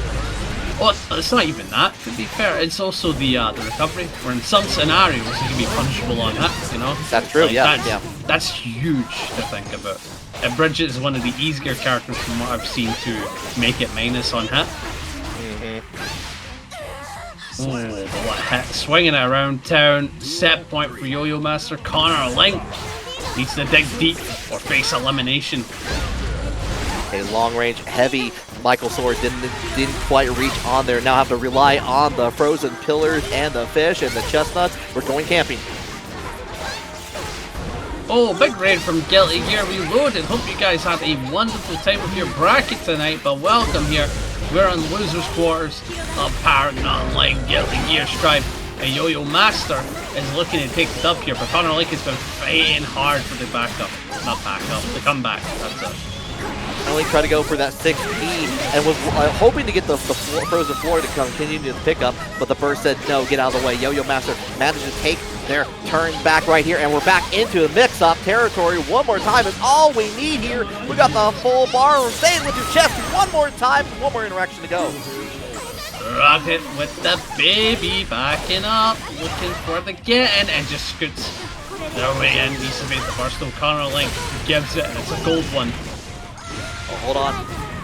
Roasty. Online this roast is a high happening. damage character, to be fair. Like the use of deflect shield on there, but we're going to cancel out PRC. Keep up the distance on here. Keep you guessing. Getting away from the yo-yo. God, I love the patience, but the 5-S-H, I don't know which one, approach for the kill. Loves Yo-Yo. It doesn't look good for Gio. Yeah, especially with like some of the disjointed buttons that May has to offer in this situation, can get around some of the setup that Giovanna wants to do on here. We're going to go early on here with the gold burst on, like get a little bit following up with the 3K, and we're into the corner May side. Good jump back though, and we get a decent chunk of change. Time to take it to the wall. Pressure is on PRC, and Wild staggered the hell out of that. Ooh, no combo. Did commit to it. Yeah, but this is what I was saying. May gets the one interaction, she almost equaled up the health, you know? And Insert does a very good job of mixing up like on fast RC options on there. We saw that from Dolphin into the into jumping heavy slash on their on the other side, but Wild was able to eke that out on there for turn around. We're choosing 3K round start. We don't care if we have meter or not. We're going to distance. We're going to first base. Oh, big trade on the jump in. Back throw. Insert can get a lot of this. Goes for the cross up, getting a ton of damage, but messed up the back shot looks unfortunate. The super! But luckily Giovanna is tanky as Potemkin right now with the 2 bars. Was able to get the meaty on with the 2K on there afterwards here. Could be one more touch you need. There it is. Bar slash my beloved. My beloved. Saved me. Oh, nice. Big challenge. Goes for the jump in. That's going to be a decent chunk, but we're opted to keep the pressure on in the corner. Again. TD into the beach ball setup on there afterwards here. Okay, last third of the life for Wild here.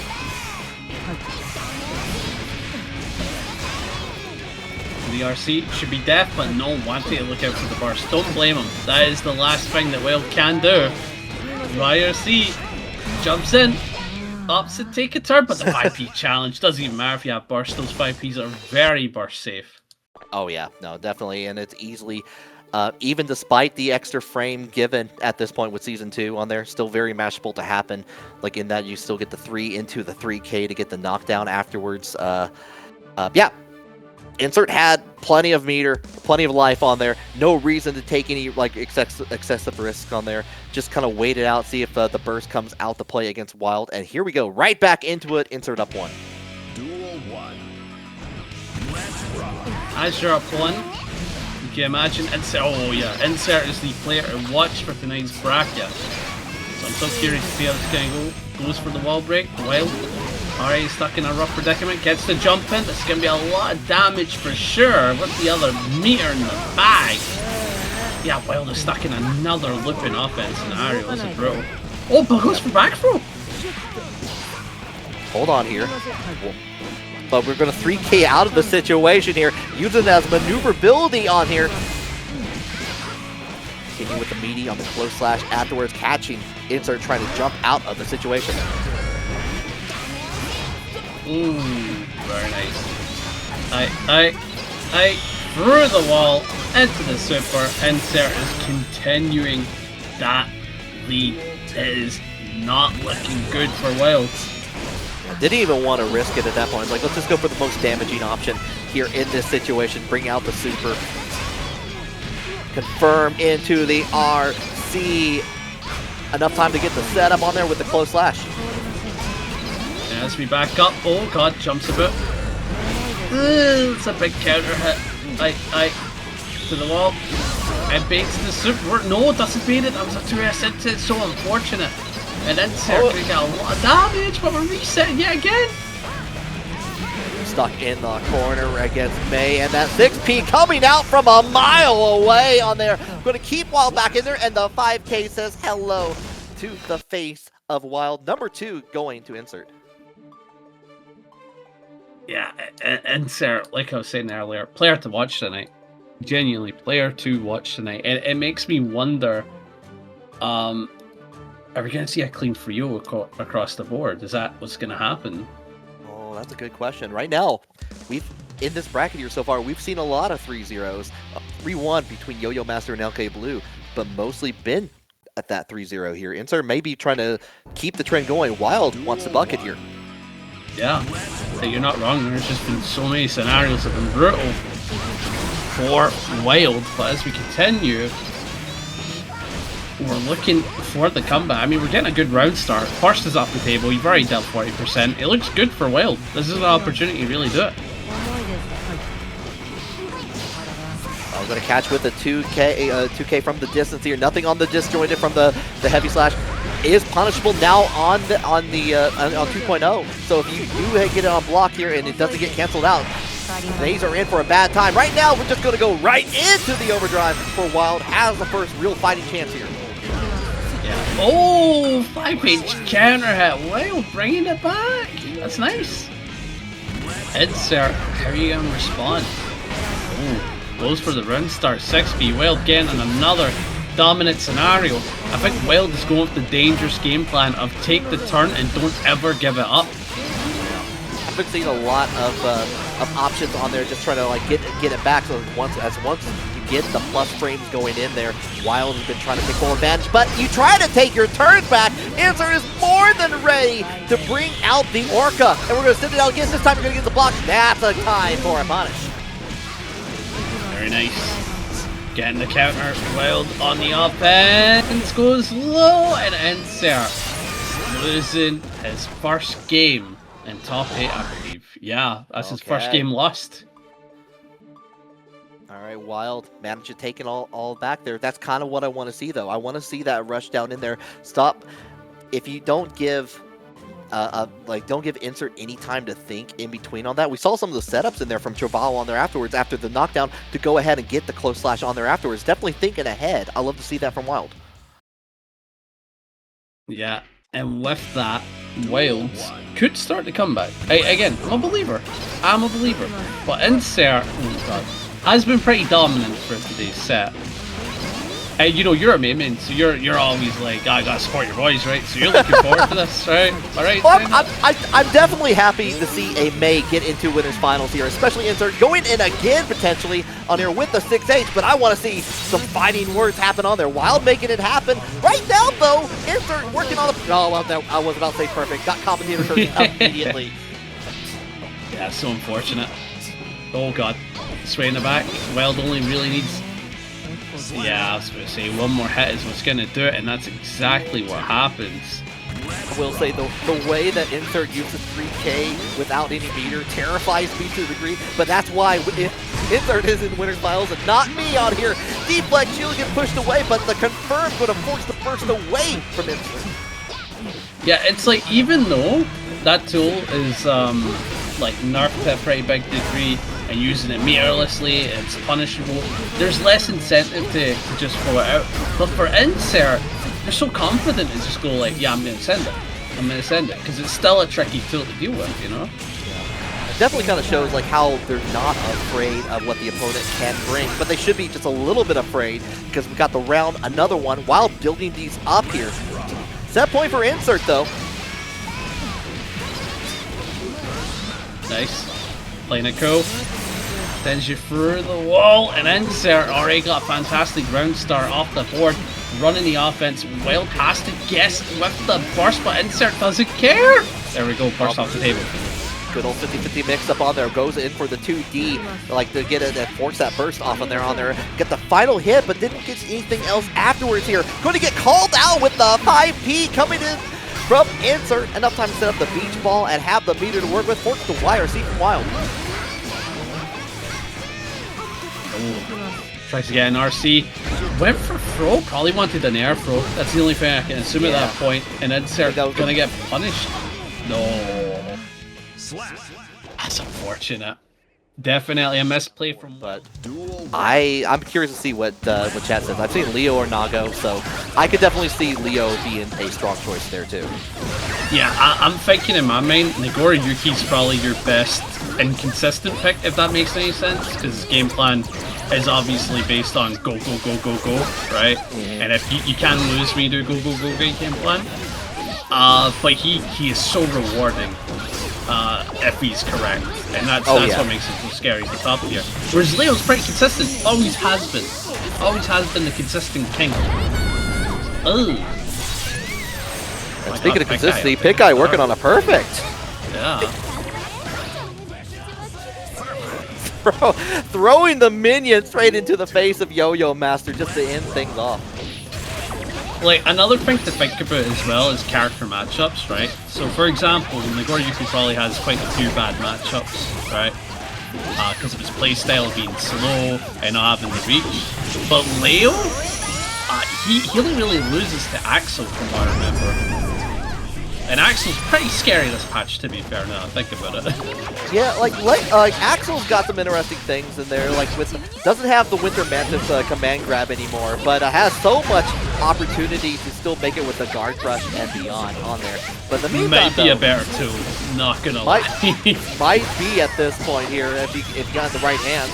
But with that, we're gonna cheer on, put on the mask on the minion, get away from the return of the killing machine, and the minion is gonna use splash attack.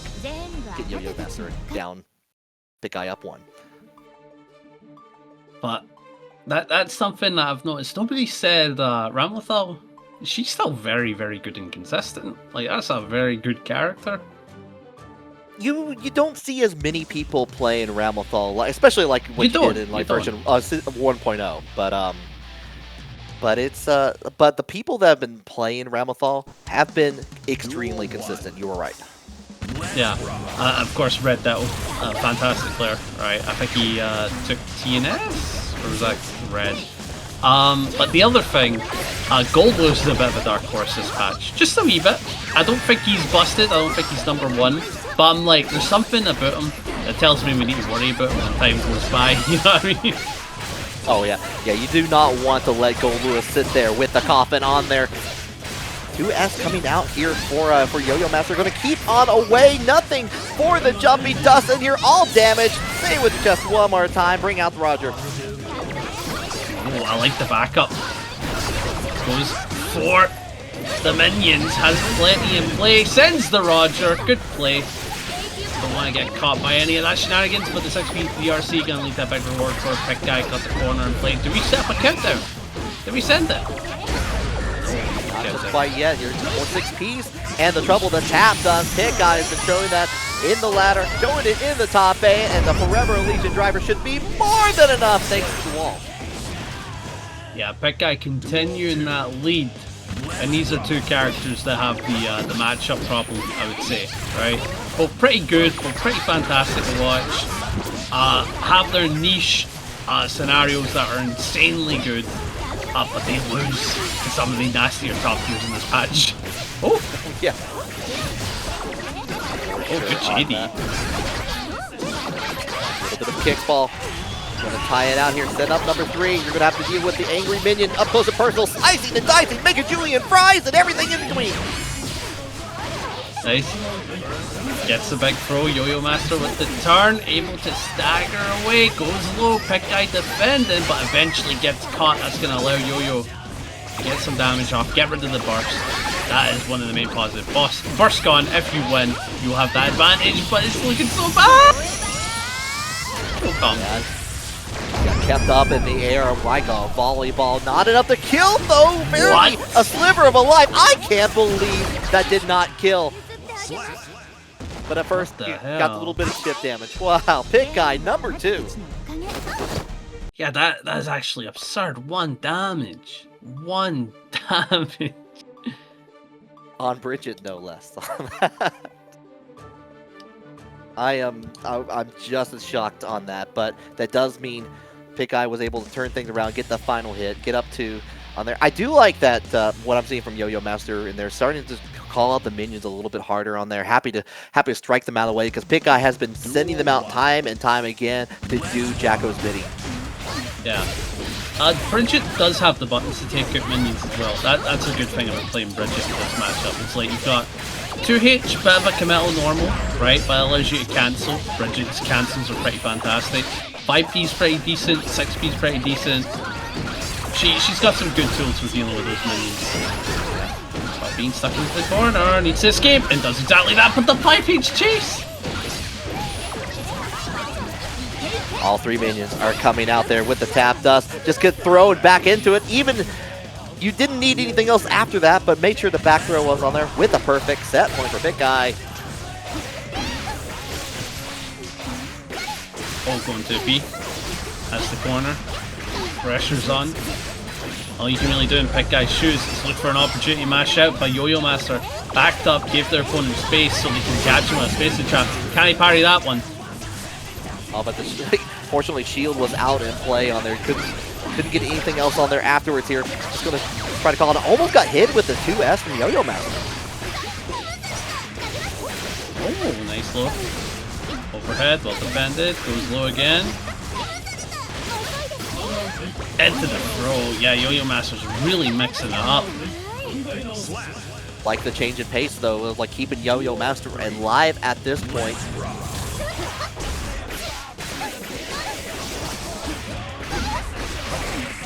Oi. Nice. Big hit. Able to at least set up a yo-yo. Couldn't really get a confirm off that, sadly. Changing up the angle a little bit here.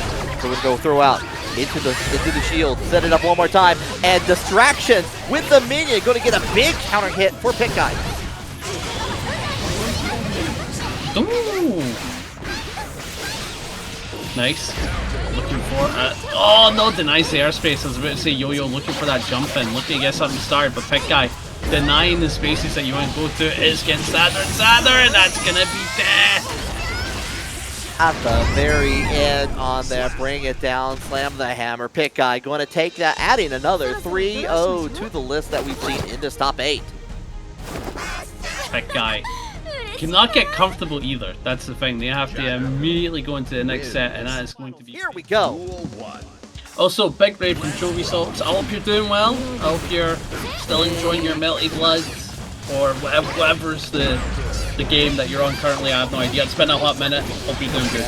But here we go. I know Jovi's been playing a lot of Uni 2 back in the past. Hope you're having a good time out there. Nice use of the counter hit on there from Pikguy. Not dropping a beat whatsoever so far. Hey, that's a lot of damage. Pikguy got a huge advantage. Looking for the offense, gets the air throw, just like you're stuck in the corner. We're staggering. That's a decent minion play. Not killable, it's still usable. Yeah, dangerous position to be in at that part here with we get the call out with the 2S. Even with the YRC, minion was out on the play there, so you had to really kind of keep watch of that at that point. But right now, Traval's going to keep those plus frames. Love those plus frames. Oh, good 5 hit. Pressure's on, but the go burst is off. We're looking for again. Gets the gauge. 2S, 5H, stagger in. Gets the 2S connection. Pikguy losing that round very quickly. Yeah, it feels like whenever Pikguy wins, it's a bit of a struggle to get there. But when it does happen, it feels good. Whenever Wild wins, it's quick. Painless, if you will. Yeah, definitely. Just making sure that you have not, you don't worry about the pain waiver. There's not going to be any pain. No? Plus on there. Catches on the second hit. Okay. Backing up, I like it, but just chases Wild. Not letting you get comfortable for a second. The BRC mix goes overhead. You fought, you defended it all, it don't matter, you're still in the block string. Good tech on the throw, it just let Pikguy's able to escape, but it doesn't matter. Oh, Pikguy tried to go in for jumping dust, maybe to stop Wild from starting anything else, but it was already approaching on there, got hit, forced to burst out of there. Wild was just more than ready to go ahead, block that, and get the punish at that point. So nice stuff. Alright, now that I've asked the question of best character in the game, who is the worst character in the game? Without a doubt, bona fide bad. Bona fide bad at that part. Testament, that's a good one. a.b.a. Testament is definitely one of the losers of the recent patch on there. I'm really hoping that the changes that are happening tomorrow, by the way, may help with the Unholy Diver, may help circumvent a little bit of that. Yeah. I think we did have yoyomaster in top 8 for Bridget, but I think Bridget really does suffer in this match. Oh yeah, she does. And it feels like a lot of the universal mechanics help her a ton, with the game honing down, no more wild assault nonsense and all that, no more wall breaking off of a normal. But the thing you've got to remember is that she also utilized it to some degree, not as well as others. And the fact that's got for her does suck because it was a key thing for a lot of her normals. Now it's like, oh crap, I have to take my safe jump and that's it. So Poente, nice backdash in there just to avoid anything that Pikguy could get started on there into the Chave. 6 H's to get the corner on there afterwards. One more time, triple the hit on there, cancel out the PRC and go in for the throw. Nice mix-up opportunity. Oh, but the super right back at you. And keep in mind, if that throw wasn't done from PRC, Wild actually just won that round. And that super, so scaled. I wonder why. had the minion in the air, try to land in time, and a 6P was saying hello. Take this damage, please. Yeah, I think I'm with Insert in the thought process of a worst character right now.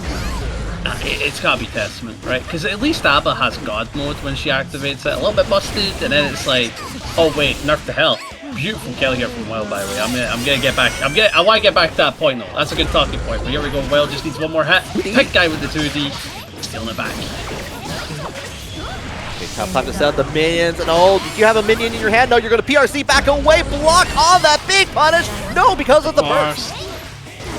Oh wait, back throw? This is looking good for Pikguy. Another super. Is it bait? You're still doing a 5P. It is baited and you've got no burst Wild. That is the biggest punish you're gonna get. Cancel the PRC. Oh, you try to instant air dash out of the way. No, stay in the corner. I want you there. This is your home. I made a nice. It has air conditioning. It has a bed. You're gonna live here. Go to sleep. Yeah, good one from Pikguy. I think Pikguy next time they block a super, charge 5D. Right? It's so optimal.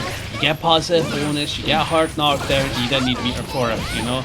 Gotta start using charge 5D for punishing supers. Right, bro scenario though. Wild's got the corner in lock and does have the meter to work with it. And JH just was gonna do it. Stream damage, enough time to go ahead. Okay, keep it set up in there, but here comes the 6P. Right into it with the minion. Back at it. Number 2 coming out of the play. They're all hugging.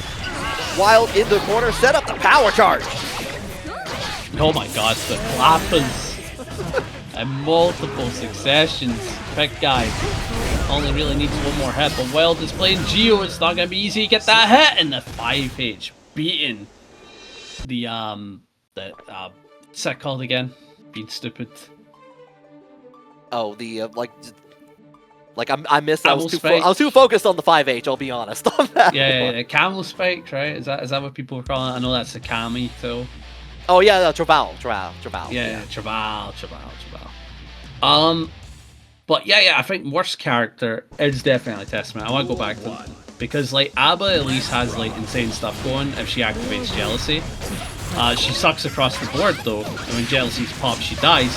But like her jealousy state is still insane. Fastest character in the game, good offense. Testament is just like minus 12 pro. You know what I mean? It's so unfortunate in those situations for sure. Oh, she's good. Way to get the throw. A lot more Travail coming out to play in here for Wild at this point, which is like negating, destroying the minions along the way there. Pikguy didn't have a real chance to begin anything, honestly, in that round. Yeah. Oh wow, 5K. Wild getting started on the round start again. We're shimmying, looking for an avenue, catches it. Roundhousing their way into a dub. Wild's got a huge advantage here. I love seeing Giovanna's overdrive in this match because it's like Giovanna's like, look, I got a 5H too. Kinda, yeah. Do you think when they did Jacko's 5H, they used Giovanna's animation and tweaked it? Oh, I wonder. That would be sneaky. Yeah, I mean, we didn't notice. It took us 5 years, you know? Think about it. Just like that. Oh, try to catch on the air dash. No dice, but the forward slash. Okay, RC time here. Oh, going to unfortunately miss on the So Puente, but not on the spiral arrow. That's it, spiral arrow. That's it. I said camel spike. I'm like, is that the DP? That's the DP. Oh no, you're thinking the Dreamcast game. Is that Cannon Spike, I believe? Cannon Spike the DP. Yeah, you're right, but yeah. But yeah, I'm like, yeah, that's the DP. It's not the approach tool, you know. It's not the go flying tool when someone whips something in full screen. Let's see who gets the anti-air first on here. Immediate burst from Pikguy, trying to keep up into this, but the gold burst from Wild means you're going to have all the resources to work with here. No. Nice. Goes for the BRC into the overhead, and should be able to super for the catch out. That's a lot of damage coming in.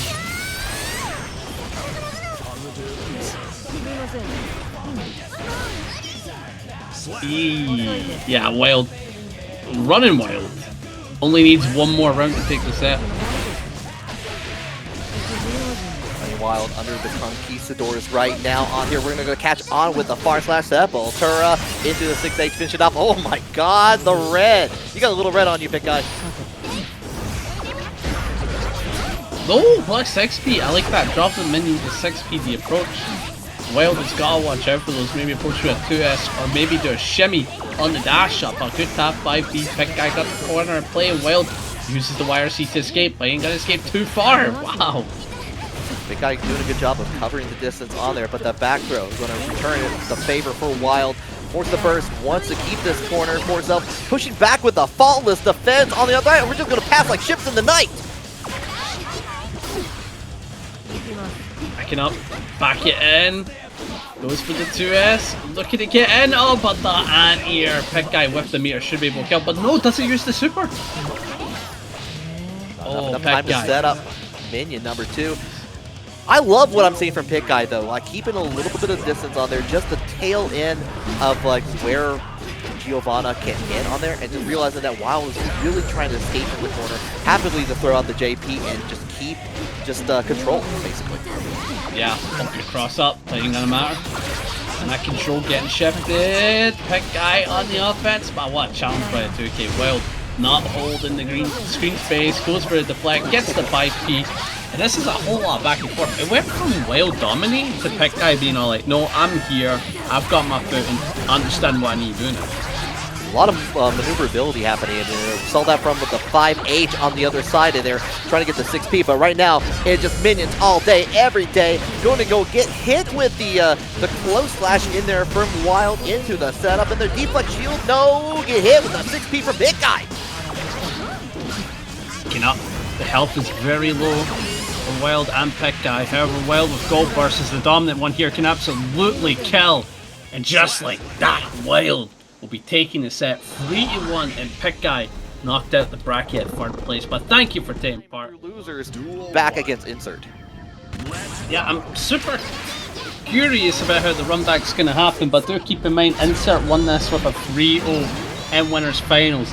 Not what you want to see. In winners finals, you want to be a close set, you want to be a 3-1, you want to be a 3-2. That way you can go like, alright, I'm coming back to this, I can continue where I left off, and I can try to take the early advantage.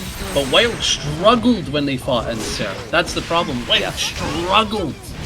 So I think we're going to see a little bit more of that, and maybe potentially 2 more losses until Wild starts to adapt, which might be a little bit too late. Yeah, one thing I see from both Insert and Totebunger that separates them from a lot of May players is their ability to really set up on the split, like just cancel out of it and like really set up these mix-up situations into either overhead kiss, into throw, into lows, and we see that time and time again from Insert in that last round. We didn't catch the backdash on the Orca, unfortunately, so Wild's got a chance to turn things around here, maybe tie it up. Goes for the cross-up. Wild gonna get the kill here, taking the second round. For history to change, Wild needs to take this next round. This is the important round here. Full slash into the dash in there for a little bit of room, a little bit of like setup on there in the guard crush from the 6H, fully charged, fully ready to load. Gets the 5K, and we're going to go ahead take the wall for Insert. Yeah, with a good wall break, able to do so much with that meter in the back. Goes low, bursts off the table from Wild, had to use it. And not such a favorable spot, and just like that gets the command grab. Doesn't matter, you BRC'd. Insert takes it well, perfect. Again, history repeating itself. Yeah, definitely. It's no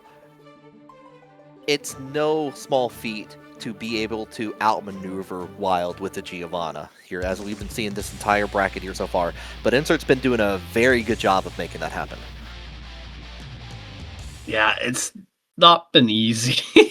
It's been a genuine struggle, and I can't see Wild doing best. Right? You did take a round. That doesn't mean like all is lost, right? You took a round. Right. That shows that you've got a foot, and you just need to continue to take that foot. But May does look like she causes a ton of struggle for Gio when she's out of meter.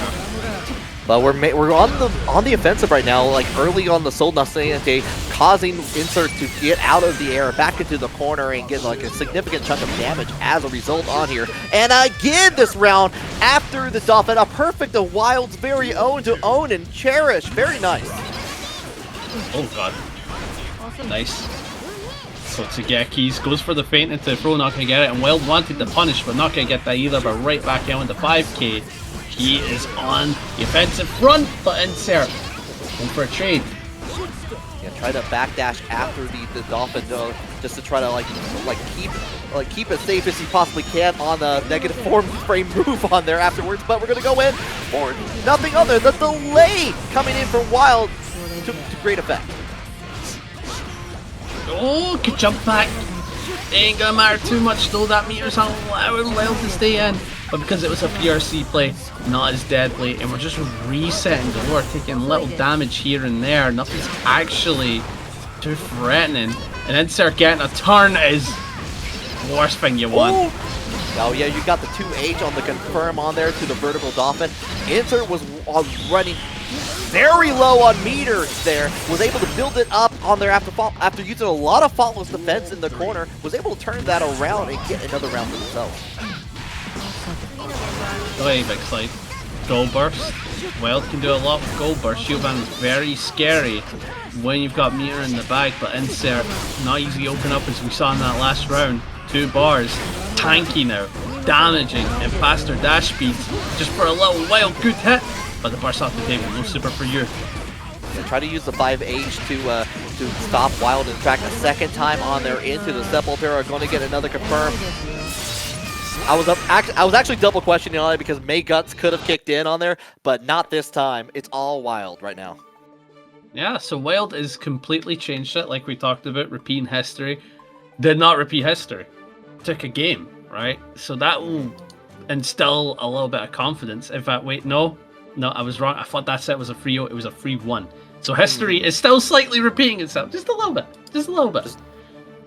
But no fate what we make right now. We're going in there. It's 1-1. It could change at this very moment. Right back into it. Well, we'll take it. Well, we'll take a game. I mean, there's the other thing. Even if you win the set, and that's a whole other thing in itself. Oh, that's a whole. There needs to be if there's the FGC course on there. There's a whole lecture based on stamina after Grand Finals reset for sure. But that's neither here nor there at the moment. Here we're going to cancel out, and they're trying to get in with the far slash.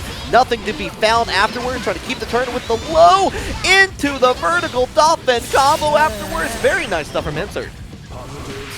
Oh, nice. Backing up.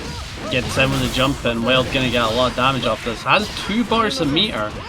But so does Insert. You can't really be comfortable with anybody here. Oh, the throw into the RC. And Insert busted. I can't believe that you bursted. Now that's a greedy play, right? But I understand why you've made this greedy play. You're sitting on 2 bars a meter. There's so much you can do with that.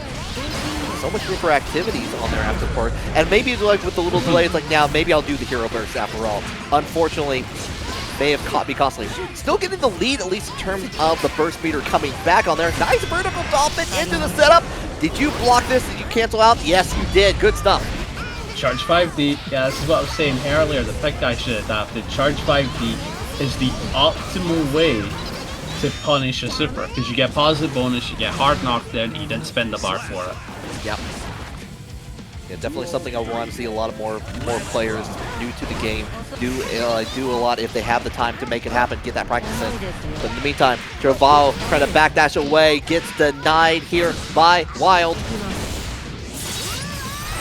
Ooh, for the Wild. Wild has a lot of work with far slash into Totsugeki, but positive bonus and that meter making Wild extremely tanky right now. Oh, good deny with the 2K on the landing.